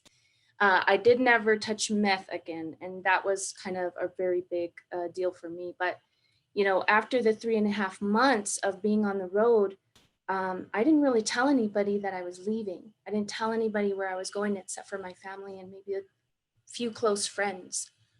But I had to answer to a lot of people when I came home, and I was really scared about what that would look like, how they would react, especially when they knew that I wasn't into the same lifestyle anymore, and it was scary. And I didn't really know what to do. So what I found is that I had to change my entire lifestyle. And, you know, everybody that I thought was my friends, when they found out that I was sober, they didn't want to be around me anymore. You know, I had to answer to my family for the harm that I caused them. And, you know, there was a lot to answer for when I got here. But, you know, by the grace of the Creator, I was able to eventually get to where I am today. And I now sit before you as a person in long-term recovery for 8 years. And what that got me is a wonderful partner who's, you know, really supportive of me, and it got me my children. And so I have a 6-year-old daughter and a 3-year-old son. And I get to sit in this space now as the executive director of White Bison, which is the very organization that saved my life. It's a real honor to be here. And, you know, for those of you who might not be familiar, Wellbriety is about walking the red road and living a sober lifestyle that's balanced mentally, emotionally, spiritually, and physically. What we do here is we provide culturally based programs that are geared towards recovery and prevention of alcohol and substance use. We have programs for adults in recovery and treatment, youth in recovery and treatment, youth prevention. We have it for whole family wellness, healthy fatherhood, healthy motherhood. We have a reentry and recovery coach program that focuses on people coming back into the community from incarceration or from treatment. And then we have a program that focuses on healing from grief and trauma, especially the legacy and impact of historical and intergenerational trauma. It's called Mending Broken Hearts. We don't do direct services here, but what we do is we travel around and we go to communities and we train people on how to facilitate and implement our programs in the work that they're doing, whether that be social work, recovery coaches, treatment centers, halfway houses, jails, schools, communities, whatever it is that you work in, and we probably have a program for you. We have so much to offer, and during this time of this global pandemic, it's really been a challenge because we are used to networking and fellowshipping in person, right? But we've been able to move over to a virtual platform. And so we're able to offer the majority of our trainings virtually now. We developed a daily online meeting. It's a well-writing meeting. They're every day at 12 o'clock Mountain Time, 2 o'clock Eastern. Everybody is welcome. And what I would say is that, we are all inclusive here through the well-writing movement. And what we say is that there's flowers, there's different colored flowers. There's trees, there's different colored trees. There's humans, there's different colored humans. And what you see here, this is just the earth suit. So for us, it doesn't really matter what your earth suit looks like. And we recognize that there's a lot of different pathways to recovery. This is just one of them, but if it happens to work for you, then great. We welcome you to be a part of it. We developed we do a lot on social media. So we have a very strong presence, especially on like Facebook and Instagram. We have groups, but if you haven't checked out the page, because we do a lot of promotionals, information about upcoming events. This month, we're calling it In the Spirit of Gratitude Month. Because it's been a really tough year for everybody, and we want to be able to focus on the blessings that we have in our lives.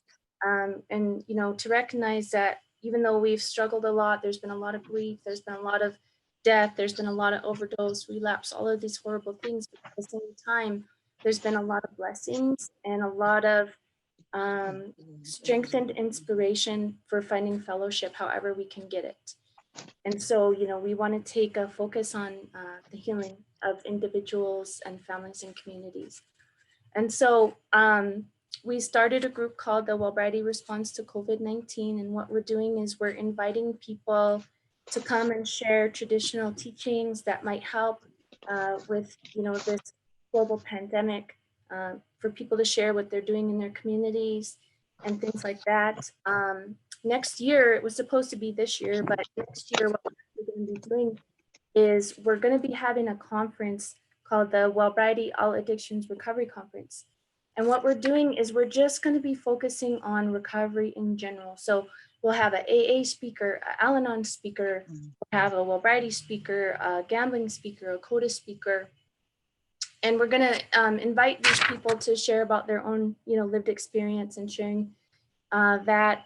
We're also going to have panels. And we did a conference like this in Santa Fe in January, but it was very 12-step exclusive. And so we want to be more inclusive of multiple pathways to recovery, including MAT and smart recovery and all these different aspects. So instead of having panels about the 12 steps, what we're going to do is we're going to have panels about topics. So let's just say that the topic was on forgiveness. Al-Anon person, how did you work forgiveness? MAT person, how did you work forgiveness? And we just come and we share, and it gives people an opportunity, especially if they're experiencing multiple issues, that they can come and just freely share about healing. So that's going to take place September 9th through the 12th here in Colorado Springs. It's in my hometown. I'm really excited about that. I will definitely post the dates in the chat, and hopefully, I don't know if I could do a flyer, but I'll definitely post the dates in the chat, and visit our website, whitebison.org. We have a lot of really great programs and information, upcoming projects to share with you guys. We're actually in the process of developing an International Technical Assistance Center as well. So I could go on for a very long time, but I won't take up too much of your time. But I just wanted to say, Anashik, thank you very much for allowing me to share this space with you tonight. And thank you for all the words that people have given that came before me. And I really appreciate the work that you all do, kind of being there on the front lines and helping people find recovery. Thank you. Thank you so much. Thank you so much. Let's give our hands, one more hand together for all of them that joined us this evening, all the indigenous tribes that joined us tonight. We thank you so much, Kateri. We thank you, Chief Sakem. We thank you, Andre Strong Bearheart. And please know that, we're behind you guys 100%. We want to see this change. We want to see, that diversity, equity, inclusion for all. And we mean that for all, so we're behind you. And I don't know if you've seen the chat, they were blowing it up. They want to see Well Bridie blow up in Massachusetts. Let's make it happen. With that being said, our next speaker spent over 20 years in state prison for a drug-related crime. Upon her release, she faced the overwhelming task of reintegrating into a changed world. She sought out recovery coaching throughout ATR and STR program and was connected with MOAR. And let's put our hands together and let's welcome Julie Pike, our very own recovery coach. Hi, everybody. Welcome to everybody who has come, and thank you for all who have stayed. And what a great community we have here, sharing our sobriety and celebrating what a crazy year this has been, really. So my story kind of, like Noelle said, it started back in prison, and for me, I had to learn how to find my own strength and my own support and sobriety in prison. Not a fun place to do it, but it is what it is. Working on the recovery, spirituality, mental health, physical, because for me and for anybody, really, recovery is starting from the inside. It is an inside job, no pun intended, being in jail, but it's an inside job where we have to change cell by cell inside. That's how we changed to become healthy again. And when I came out, I went into this great place called ATR, and Danielle O'Brien, which I've seen on here tonight. She was my contact person at ATR, and she was asking me if I wanted a recovery coach. And what was a recovery coach? She shared with me that a recovery coach, how they can help me start my baseline of how I want my recovery to look like, what my foundation is. And that person ended up being Kim. And between Danielle and Kim working with me, it was amazing to have people who really had faith in me, who believed in me, who kept lifting me up and pushing me forward to be all and be somebody that I could be on the outside in my own freedom. I remember Kim taking me to the subway because I always felt like they were going to swallow me up, and today I don't mind riding the subway. I think it's a ton of fun. I don't feel like I'm going to be swallowed up and lost somewhere in a tunnel. So that was finding strength, finding space, finding support. And, in the lieu that this is the season of giving, I was so grateful for everything that my recovery coach, Kim, had given me and supporting me. I couldn't say thank you enough. So I started hanging around the office more. And, what can I do? Photocopy this, stuff envelopes this way, whatever needed to be done in the office, make phone calls. I was there. I wanted to help. And finally, one day, I was asked if I wanted to be a recovery coach, and what a great way to give back. You know, for me, it felt like the right shoe going on my foot. I can't really explain it any other way. And so that's how I give back today. Thank you to Marianne and the team for continuing to stand by me and be with me. Marianne, thank you so much for all that you do for your staff and for the communities of Massachusetts. And giving back is the most important thing. It's not just for the holidays. Giving back is all year long. That's what we do when we're sober, when we come into sobriety. And as a recovery coach, that's what I choose to put forward. How do I get to offer people a better life, be their cheerleader, their navigator, their support team, and give to them the life that they want, need, and deserve. And there is no better gift than that. There isn't. With that, happy holidays, everybody. Stay safe, be well, and hope to see everybody soon in person. All right. Let's put our hands together. Come on, let's thank you. Thank you, Julie. Thank you so much. Our next speaker began her career in social work as a mental health clinician, performing outreach work in the town of Holyoke.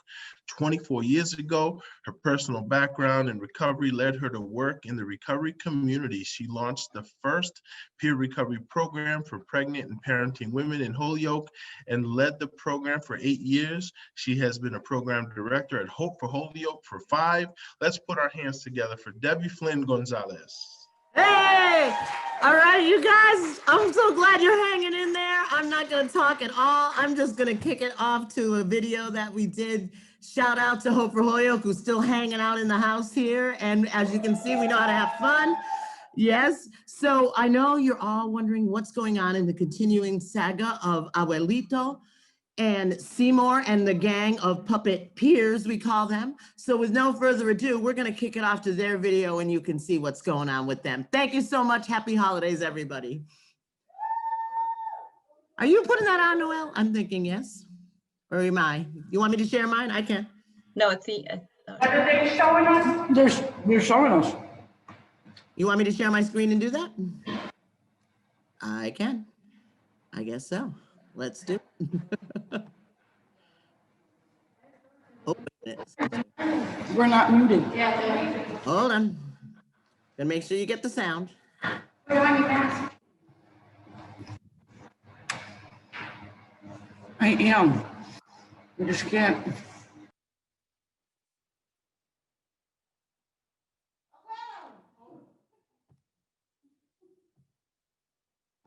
Of introducing some of my great friends. What's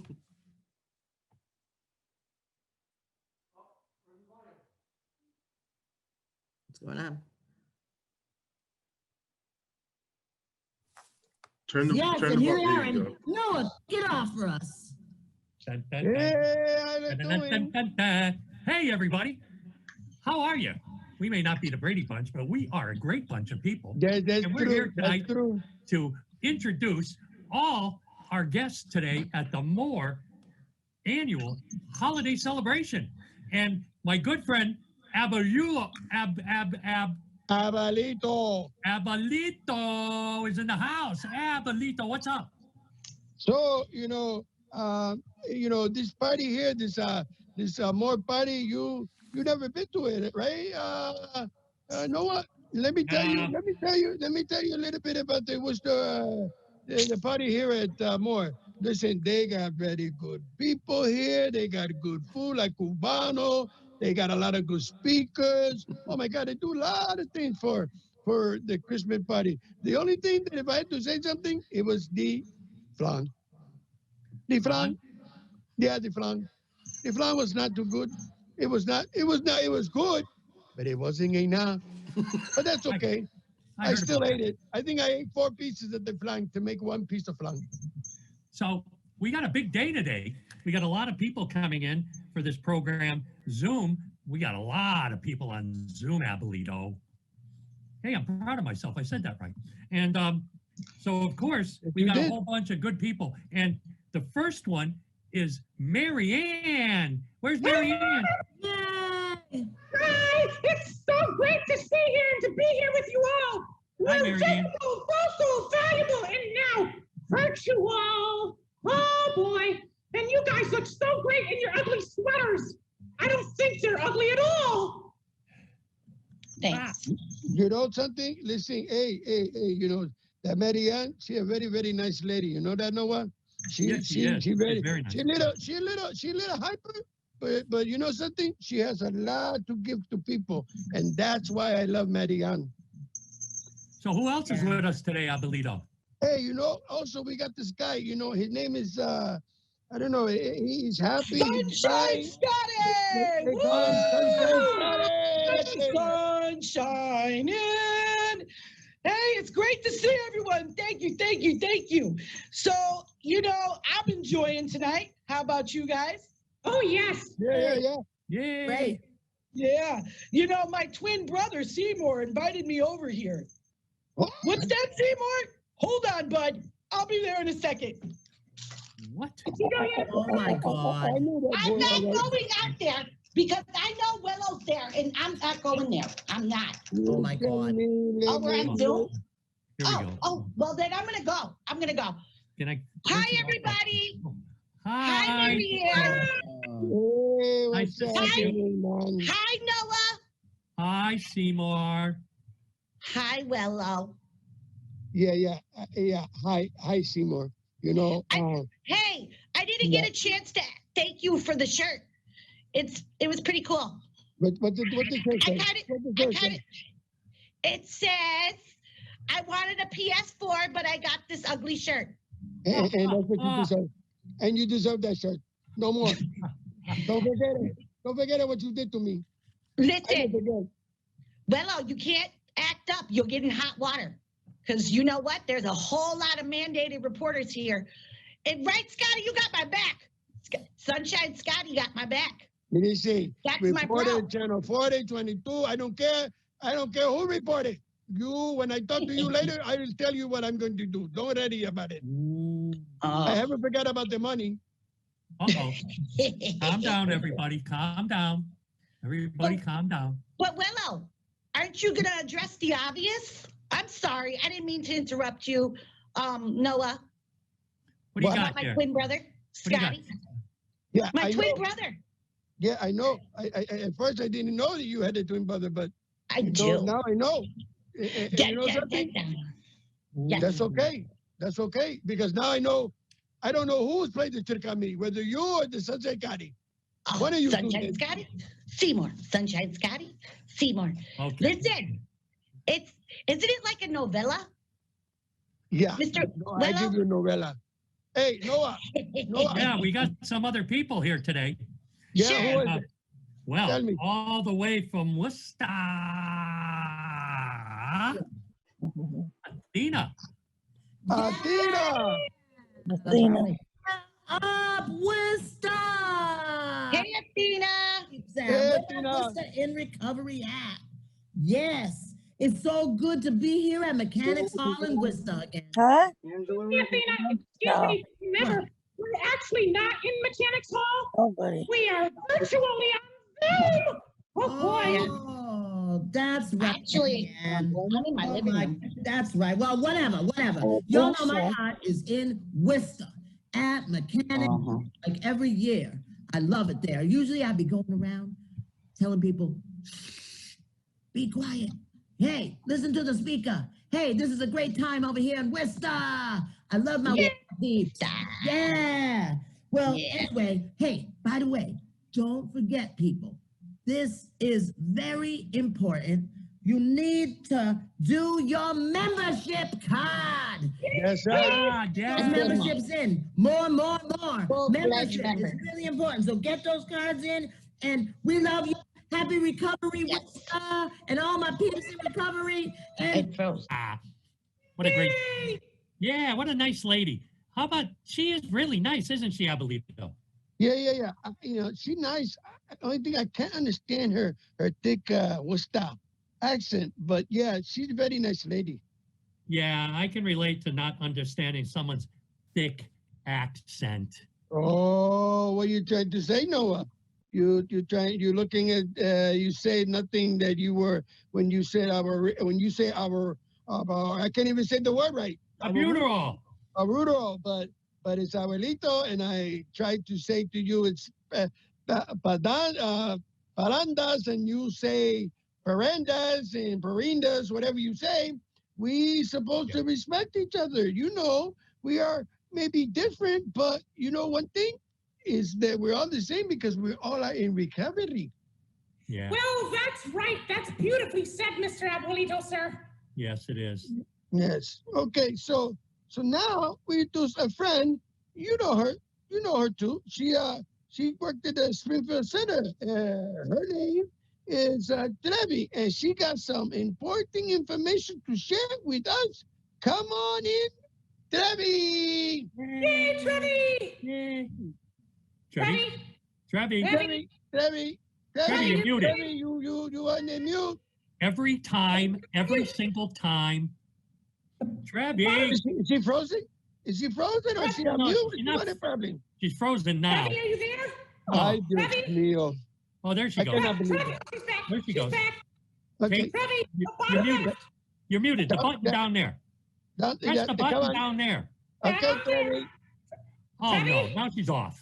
Oh, no, Press. I think Where'd yeah. she go? Okay. Oh, I think she's come on. frozen. Oh my God. Every time we do Every this. time we do this. Abuelito, Okay, every thank time. you very much, everybody. Hey! Oh, yeah, bye-bye. Hey, now, hi, Trevi. Trevi frozen feel like again. it feel like she was frozen at one She is time. frozen again. Now she's frozen again. Hey, You know what? I just That's feel- what happens on Zoom anyways, Abuelito. Yeah, you know, hey, that's okay. You know what? I don't hear her. We're going to have to say thank you, Trevi, for everything. But now we're going to be turning to a video of our friends from Hope for Holyoke and Springfield Recovery Center, Peer Recovery Center. Doing It's some like- it's- pandoramics. No. It's called parandas. Yes. Paranda. I talk about it. You used to do the when I was in Puerto Rico. We used to do that. We used to go around to people's houses, and we used to, come by and play music. Back in the day when I drink, you come in the house, they give you food, they give you something to drink, you play music, you go to the next house. This is what it's called, parandas. Yeah. Yes, that's right. Ladies and gentlemen, it's the Parandas de Esperanza. Yay! Thank you.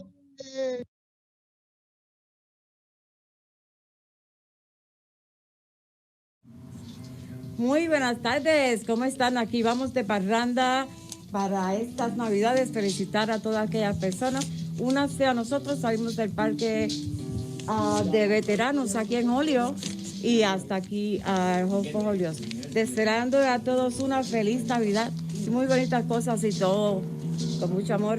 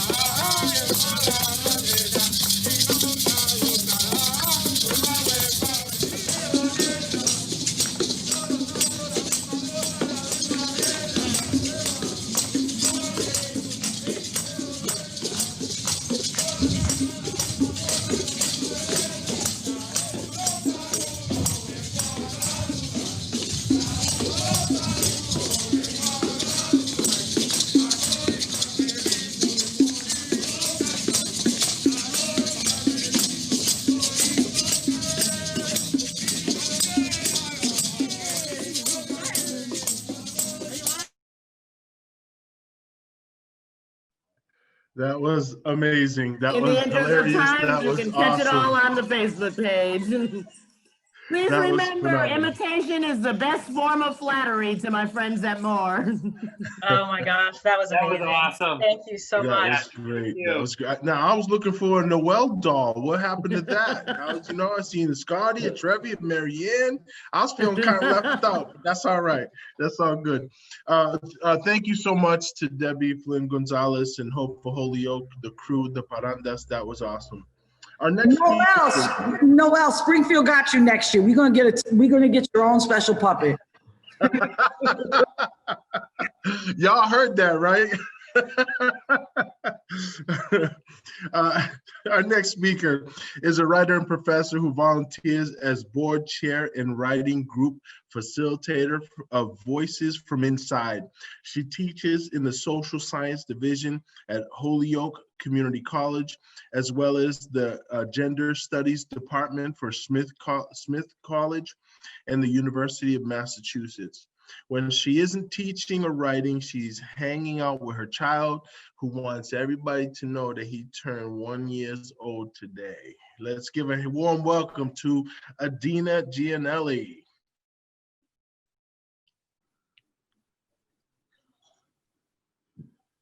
Hi, everyone. Thank you so much for having me here and having Voices from Inside here. I am just profoundly moved by everyone. This is my 9-year-old as of today, Sammy. He's crashing the party.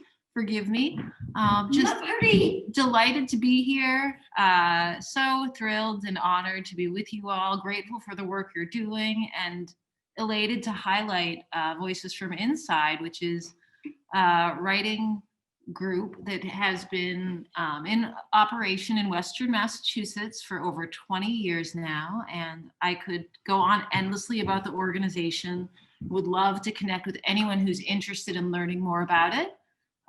In Western Massachusetts, we're always looking for partners.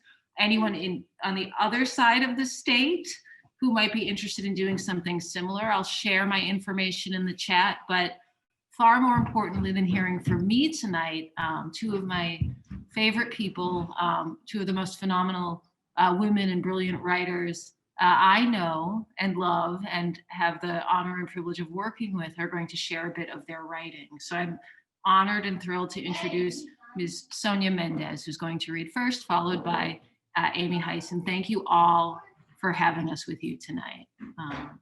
Thank you. Hi, I'm Sonia. Can you hear me?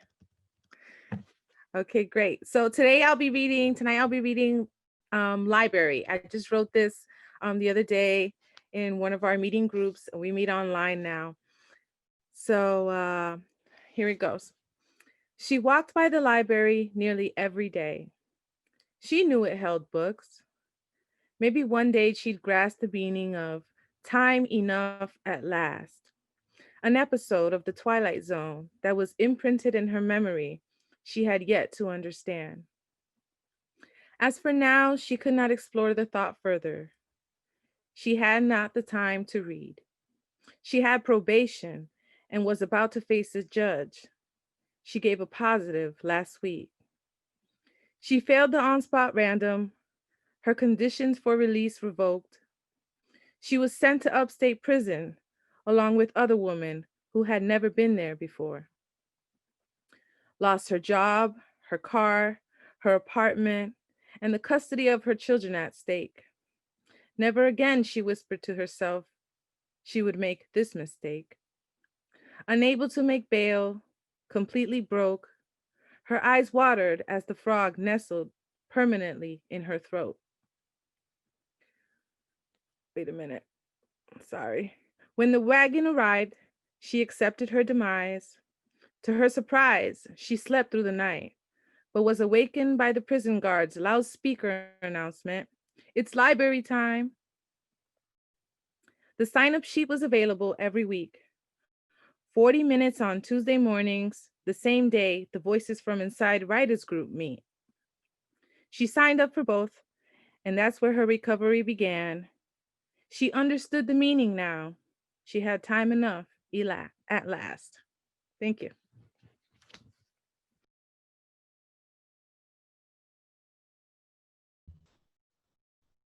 Thank you so much, Sonia. Hi, everybody. My name is Amy Heisen, and I am also a part of Voices from Inside. And so I'm here in Greenfield, Mass, way over on the western side of the state.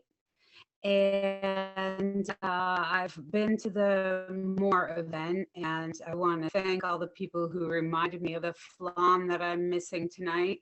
That was my favorite part. I'll tell you a little secret. I was very close to the table at the end of last year, and there was this big plate of it left, and me and my table mate kept sneaking up and getting just a little bit more flan. So yeah, that's good. Anyway, so Voices from Inside, for those of you who don't know, we have a writing group normally in inside the Chicopee Winds jail and in here in Franklin County at the Franklin County Sheriff's Office. And we also have groups on the outside at after incarceration support systems, which is now all inclusive support systems, and at the Recover Project here in Greenfield. And I've been facilitating the group at Recover Project and the groups inside the Greenfield jail here since I started at the Recover Project in 2017 and at the jail in 2018. And I'm also a woman in long-term recovery. And writing has been, for me, my primary path to recovery for not only substance use disorder, but also from mental health issues. And so Voices from Inside for me has been an amazing godsend, because not only has it given me the opportunity as a woman in recovery to work on my recovery through my writing, but it has also helped me to find my passion as a facilitator and my place in the recovery community and sort of the lane that I fit best in. I love the Recover Project. I'm a peer leader there, and I'm so, you know, the peer-to-peer recovery movement is just the most incredible thing ever. And so I don't really have to say much else other than I wanted to read a piece for you tonight. I want to thank everyone who's spoken. I want to thank MOAR. I really feel like I've been very out of touch, obviously, as many of us have. And, you know, I can isolate easily, and I mean, I'm okay with that.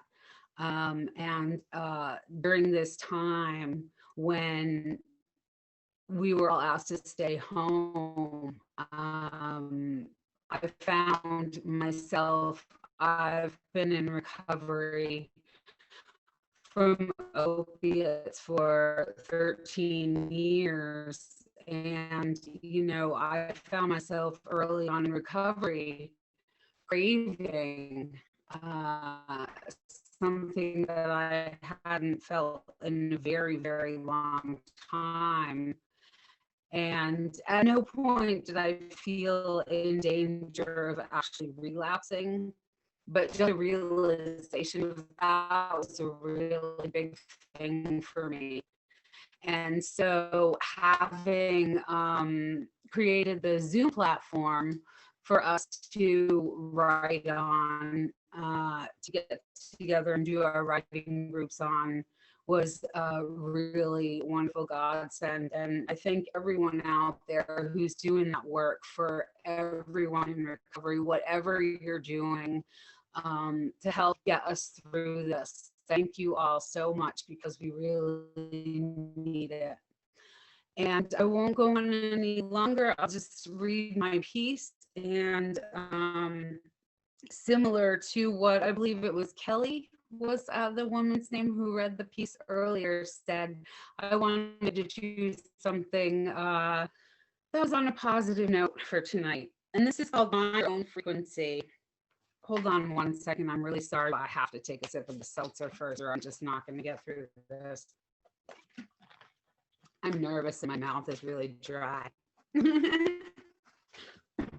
right. Mind your own frequency. Our world can change in the blink of an eye for better or worse. Sometimes this feels like a curse, but the universe doesn't see things the same way as you and me. So we need to be mindful of what we ask for as we carefully name each frequency that we claim. If indeed we want more of what it is that we call good, then we cannot let our mood be dictated by fear nor dominated by anger. For so many of us, there is ever the danger of diving in and staying where we claim we no longer wish to be, because we are more comfortable with those old norms and familiar storms in our lives than we are with moving on. And so we cling to those same old songs and sing them daily. But if we truly wish to be the change we claim we wish to see, we must play each hand as if we have already won the game. Stop fighting our better selves so hard, refusing to play the same old cards that got us here. Stop fighting our better selves so hard, refusing to play the same old cards that got us where we are, and which we know in our hearts will never allow us to win this game of life. Once we find the courage to open our hearts to a brand new start, believe it or not, we can even learn to embrace the hard parts when they arise. Now, this may come as a surprise, but those are the parts that teach us how to change and how to rearrange our thinking so that it's no longer sinking us down into the depths we so desperately claim we wish to be lifted from. By simply shifting our perspective, we can begin to more effectively access the collective frequency of love in order to rise above our worries and cares, not pretend that they aren't there, but no longer be beholden to them, no longer willing to be defined by our pain in the name of suffering. We give way to the blessings that these lessons carry for us as we embrace our shadow and grow from that which once would have taken us under. Thank you.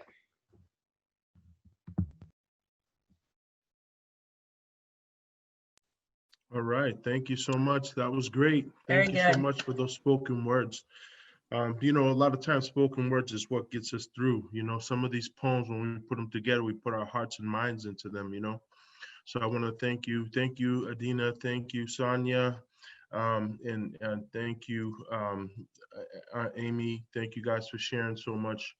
Our next speaker is a woman in recovery, a strong advocate for collegiate recovery organizations. In her own words, through her involvement in recovery at UMass Boston, she has gone from a place of complete and utter hopelessness to a place of hope and light. Let's put our hands together for Lena Abdallah. Hi, everybody. My name is Lena. I'm a person in long-term recovery. What that means to me is I have not used drugs or alcohol since August of 2014. It also means I get to live a much more fulfilling life today. I'll be quick since it's the end of the night. It's been a long and beautiful day. So I'm here to tell you about collegiate recovery. What is collegiate recovery? It's college recovery. I did a lot of this work at UMass Boston. What I mean by this work is just really helping support recovery on UMass Boston's college campus. I finished my bachelor's there and then continued on doing more collegiate recovery work while I was a graduate student. College recovery made such an impact on my personal recovery journey that I got involved with a few other dedicated students to create a grassroots community group called Greater Boston Collegiate Recovery. Our mission is that Greater Boston colleges and universities, hopefully one day all of Massachusetts, has recovery support on their campuses. Overall, this is a movement that's been happening all across the US, but it's a really slow moving movement. A lot of support is needed. We have a lot of students in Boston who are meeting currently, helping this mission to continue on even during these trying times with COVID-19. It hasn't made it easy, but students are being creative, meeting virtually, trying to do virtual events online. Tufts, for example, created actually a virtual world that students could enter and connect in. So everyone's doing the best they can, but of course there are many, many people and students who aren't getting the support they need. And I say people because college recovery is not just for current students, but it's for individuals who are struggling or are actively in recovery that want to seek out education and to know that it's possible for them. If college recovery programs existed on every college campus, more individuals who are struggling or are actively in recovery would realize that it's something that's a possibility for them. We have been trying to take what we know and what we consider ourselves experts in and use that to help collegiate recovery in Greater Boston area. We've been in contact with local colleges and sharing information on the importance of recovery support on their campuses in hopes that they'll start a college recovery program on their campus to support their students that might be struggling or need support. We have done a lot of community outreach and have been involved with youth in recovery. Roger at Ostagai Recovery High School has been a partner to us in facilitating the connections between Recovery High School students and college students. When you think of Recovery High Schools, you should think of collegiate recovery. It's really just a natural extension. We have been trying to get more active on a policy level. MOAR has been supporting us in this and has been a support to us really during our entire journey. So we thank Marianne and everyone with MOAR so much. And one of the issues on the top of our agenda currently is mass rehab and the aid they will be getting to hopefully continue the work they do. It's huge, actually, it's huge. And it's really important to students in recovery. And the greater issue overall is that we have been working on trying to have this grow in Boston, and it has been very hard. And what we realize is we need support on a state and government level. So we're asking everyone to support collegiate recovery's movement by having conversations about it, encouraging schools to start collegiate recovery, and talking to your legislator about the importance of recovery support on college campuses. We need this to be a priority for the state. All college campuses need recovery support, bottom line. Anybody out there who is in recovery and wants to go to college, or if you're in college and don't have support, reach out to me and I can help be that connector. I'm gonna put our website for our community group and my email in the chat box. Feel free to reach out. Thank you, everybody, so much. Thank you. Thank you so much, Lena. You know, it's important. That collegiate recovery is so important. Moving forward, our next speaker is a woman with over 30 years of sustained recovery through the use of treatment and her pathway. She values the experience of being a mother. She has now a master's degree and is gainfully employed in the counseling field, supporting men experiencing homelessness and addiction. Let's put our hands together and welcome Paulette Burns. Hi, my name is Paulette Burns. Thank you so much. I'm truly honored to be here tonight on this platform with so many great speakers. It's really been amazing to hear so much recovery and so many different aspects of resources. And I guess that's exactly what MOAR stands for. But again, my name is Paulette. And I have been in recovery since May 21st of 1990. And my pathway to recovery was not my decision to go. The decision was made for me by someone else, not by the courts, but by my loving mother who couldn't, it was killing her to see me killing myself, but by that time I had lost my children. And I want to say my mom was gracious enough to step in after I've lost everything, including my kids, and she stepped in and she took my kids. And I guess after a while, enough was enough. And she said, that's it. She tried to support me as best she could. She was raising two of my kids.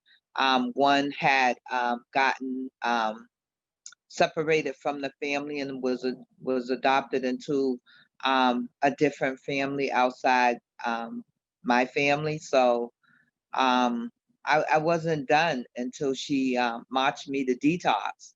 And was my first time going to detox. I knew nothing about detox. As far as I was concerned, I thought detox was for bums. And at the time, I didn't realize that I was a bum because I was homeless, I was penniless, I was useless, and I was all those things that I thought a bum was made of. And when I got to detox, I realized that it was one of the best things that I could have done. It was one of the best things, one of the best decisions that could have been made for me when I couldn't make it for myself. And, you know, the God of my understanding had a plan for me. He had a purpose for me on my life. And I need to say, and I say this all the time, that this process has been a curse and a blessing at the same time. You know, the curse was everything that I went through to get here. And the blessing has been everything that I've gained since I've been here. And it's been so many gifts. They say, you know, in the 12-step program that I belong to, they talk about one promise, but many gifts. And I've received so many gifts since I've been here, you know, way beyond my wildest dreams. I struggled in high school. I struggled in elementary school. Thank God we have so many resources that we have today. And I just think that, you know, during that time, I had a learning disability. I struggled in school. No one knew what the problem was. They didn't have diagnosis back then, you know, and today I truly understand. But you know, since that day my mother brought me to treatment, I completed treatment. I'm a cheerleader for treatment. Treatment has given me my life back. You know, I have my kids back. My mom passed. My dad passed 8 years into my process. And, you know, I remember when I was in treatment and I was so excited to be there. And while I was there, I had to get a job. I got a job. And my first job was working in, some of you may remember Filene's basement. And I was so happy and humbled to be able to clean their bathrooms for them. And I remember being accused of using my, and today I understand that it was today I understand that it was my higher powers way of getting me here. But they fired me, and I was in treatment, and I was like, oh my God, how am I gonna pay my rent? I was done with the halfway house. I finally made my way to independent living. And thank God that I had the foundation that I had. And I remember saying to myself, you know, it wasn't, I should go get high because I've lost my job. It was like, why don't I go to that place where I do commitments at and ask them if they need a housekeeper? And I went to that place and I asked them if they need a housekeeper, and they said no. They said, we need a medical assistant. And I was like, oh my God, you know, I don't know how to do that. And they said, we'll teach you. But they said the job is from 11 to 7 in the morning. And I said, well, what else do I have to do at that time of night? I'm not running the street no more. I could be making money. And I took that job. And And I remember, you know, doing vital signs and talking to the clients. And, you know, I started getting the bug and I started getting on fire and I started having the passion to do this job. And I remember asking if I could run a group, and I started running groups. And then I said to my boss then, I said, I want to be a counselor. And she said, you go to school and I'll give you a job. And I went to UMass Boston back then, and I did the chemical dependency course, and I did my internship at my place of employment. And I need to say that, you know, I've been clean ever since I first got clean. I haven't had any relapses, and I've been employed, and it's only through the grace of God that I have been employed. I have not been unemployed since I've been employed, and that's a blessing, you know. And through my journey of employment, you know, the place where I am now, today I work for Pine Street and Men's Stabilization Program. It's a program for men who struggle with addiction and homelessness and mental illnesses. And I remember my boss saying to me, you need to go to school. You know, you need to go get a degree. And I said, I don't want to go back to school. And every supervision meeting, he pounded going back to school. And I didn't want to go until he got on my nerves so bad that I finally made a decision to go to school. And I finished with my undergrad degree. I finished with a graduate degree. And you know, my goal today is just to continue to do what I do today. I love the men that we serve at Pine Street and Men's Stabilization. I've been there for the last 17 years consistently, you know, and my goal today through recovery is to as a matter of fact, this coming Tuesday, I'm asking that you guys keep me in your prayers. I am going to take the licensure exam to become licensed as a mental health clinician. And my goal is to after retirement, because I have a little while to go, but not that much long. It's not too far away.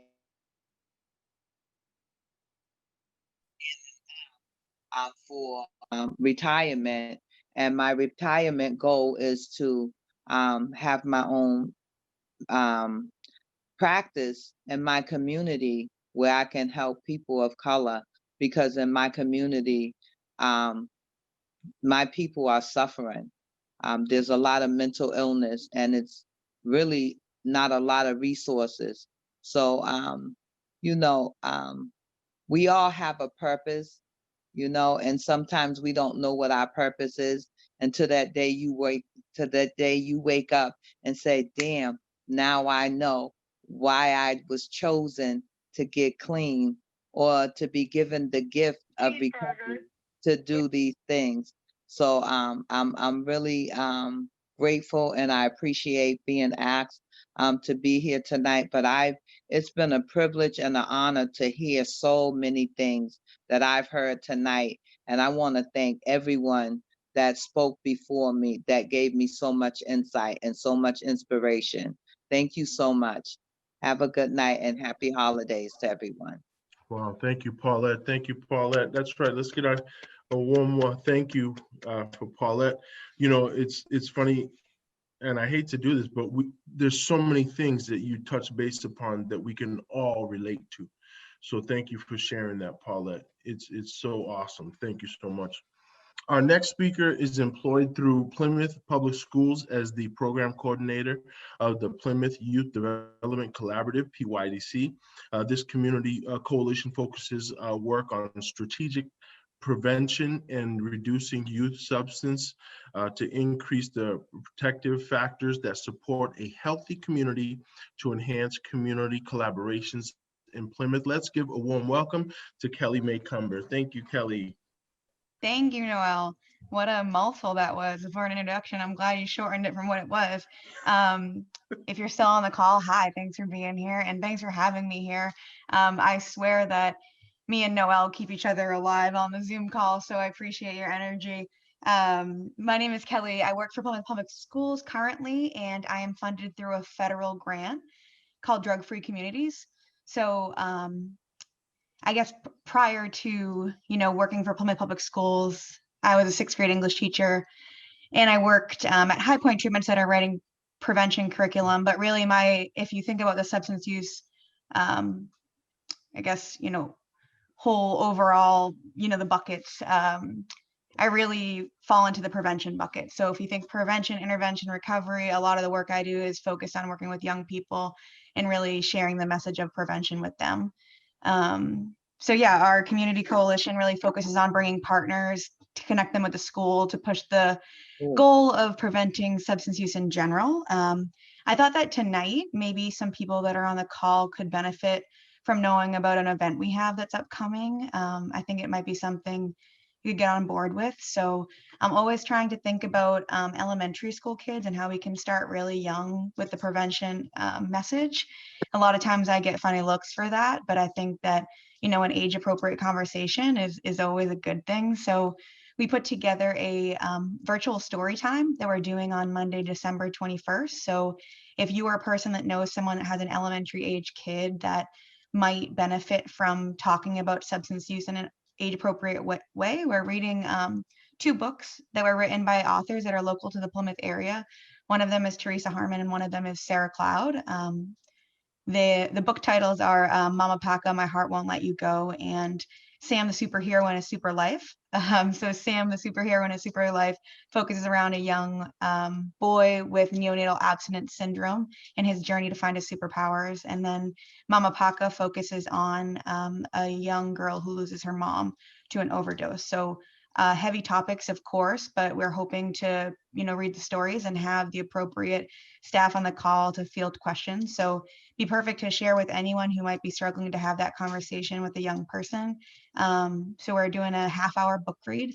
And then the second half hour is an adult question and answer. So if you sign up for the event, we'll email over a youth activity for kids to be doing while their adult is in the question and answer. So their parent or guardian. But that's just one of the, initiatives that we run. We're all about prevention education starting as early as possible. But mostly I think that just sitting here listening, I want to say thank you to everyone on the call that shared their stories. I think that sometimes we get so used to sharing stories that we forget that it's really, brave to be honest. So thanks for everyone that took the time to kind of share those, personal things. And I'm going to drop the PDF to that event in the chat so that you guys can sign up if you want to. The first 25 people to sign up for the event will get free copies of both books emailed to them. If you're not one of the first 25, you can buy both books on Amazon. The titles will be in the flyer. But Noel, thank you again for having me. And I hope that event was worthwhile sharing for anyone that's looking at, breach the heavy topic around this time of year with a young person. So thanks again. All right, thank you so much, Kelly. Thank you for that information.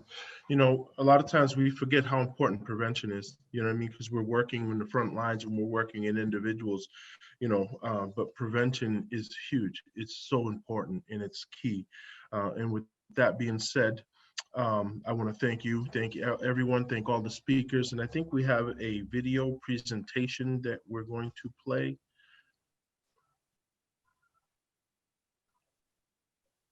One, we have no teachers on this issue. I am not a teacher. I am a student, and I'm challenging all of you to become students of this rapidly changing ecology of recovery in the United States.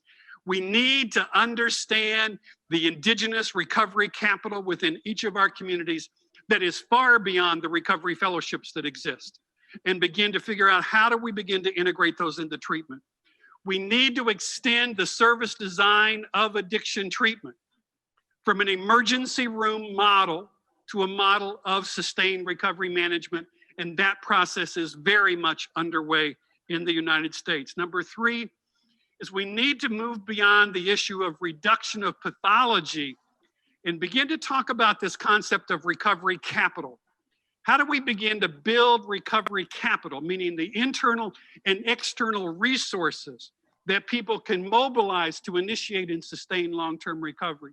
And talk about family recovery capital and neighborhood recovery capital and community recovery capital. That means we will be blending models of clinical intervention and therapy with models of cultural revitalization and community development. So we're going to begin to reintegrate people whose jobs are to organize recovery support services within our local communities. Number 5, and that is we're going to begin to look for potent combinations and sequences of clinical and non-clinical recovery support services that dramatically elevate long-term recovery outcomes, greater than if people only had one element of those. What we're looking for is the equivalent of, we're looking for the AIDS, the psychosocial equivalent of the AIDS cocktail. Do you understand? Where individual elements were found to have very limited power. But when we combine and sequence those, we get dramatically elevated power and potency of those interventions in terms of recovery outcomes. Finally, and I think this one is going to be very difficult for us, and that is the issue of how do we move from people going through our programs, quote unquote, to how do we begin to develop an ever expanding menu of ideas and metaphors and stories and interventions and support services that can be uniquely combined and sequenced to deal with the incredible diversity of the people that we have entering our programs. In closing, I want to say one thing. My entire presentation reflects, I hope, a sense that we are on the brink of moving from a pathology paradigm and a treatment paradigm as the center of the field to a paradigm of recovery. What some of you don't know in this room is that some of you will go on in the city of Boston, in the state of Massachusetts, and nationally to help lead this movement. And for those of you in this room, I wish each of you, and particularly those of you who may not know it, but your destiny is tied up with this larger movement that is now unfolding. I wish all of you Godspeed on your journey into this recovery frontier. Thank you so much for the invitation. Thank you. Powerful words, powerful words. And without hesitation, I'm going to move on to the winners of tonight's Ugly Sweater Contest. And I know some of them may have left the building. And if they did leave the building, I do apologize, because then you're not going to find out that you are the winner or tied to be a winner. So with that being said, the winner for the Ugly Sweater Contest, and I had it here. All right, here we go. For the individual winner, the one who won the individual winner is Debbie Flynn Gonzalez. All right, let's put our hands together for Debbie Flynn. And for the group winners, we have what's called a tie. We have a tie with the Springfield Recovery Center and Hope for Holyoke. And what we have, that's right, let's put our hands together one more time. Come on, those were some great sweaters. There were some great promenade walks they were doing, showing off their sweaters. And with that being said, I just want to take this time to thank every one of you for staying with us this whole time. We do recognize that we did go over quite a bit of time.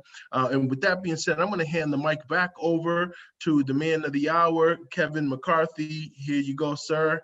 All yours to send us away. Well, thank you for that welcomed moment of surprise. But I can't say enough. It's for those of you that didn't notice, I did miss the middle because work called and I was doing my recovery thing that I do every day, and it's just I had to come back because this is always just a good time to understand that one of the things that we need to do right now is to find a way to create community in a virtual space. This holiday season is the time to begin it. COVID-19 isn't going away. We're not going back to the old normal in a hurry. So what can we do? What can we do by setting a tempo like this great evening? These can happen more and more and more. Thank you, Marianne, for leading the charge. And thank you, Team MOAR, for picking up the gauntlet and running with it. And, you know, we've had some great virtual events in 2020, okay? So I think that Kirsten, Noel, Marianne, Athena, if I missed anybody, Ma, Julie, of events coming into 2021 that are going to bring this community together in the face of everything, right? We do recover. We will recover from COVID in 2021. And I want to say happy holidays to everybody, no matter what you celebrate. The first thing I know everyone here celebrates is they celebrate their recovery. Thank you very much for showing up tonight and doing the long haul. And Julia, always thank you for being there for us, our #1 cheerleader, our #1 fan. And I want to say good night to everybody. And I see Trevi, and I know I missed people, and I'm sorry. And Dawn, our newest member of Team MOAR. Welcome everybody, and all of you from across the state and across the nation. And I don't know about you, but whenever I hear Bill White speak, it awakens a part of me that says, this is our time. And thank you very much, and good night. Good night. Recovery's real, everybody. Good night. Good night. Good night, everyone. Love you, Thank Lorraine. Good night, everyone. Thank Love you, everybody. Lorraine. Thank you. You are more beautiful. Happy holidays. Recovery is real. Yeah, real. It's a big Recovery's deal. real. See you Monday. I'm gonna hope for whole yoke. Bye-bye, everyone. Thank you. Bye. Love you guys. Good night. Good night, everybody. Thank you. Recovery's real. Great job.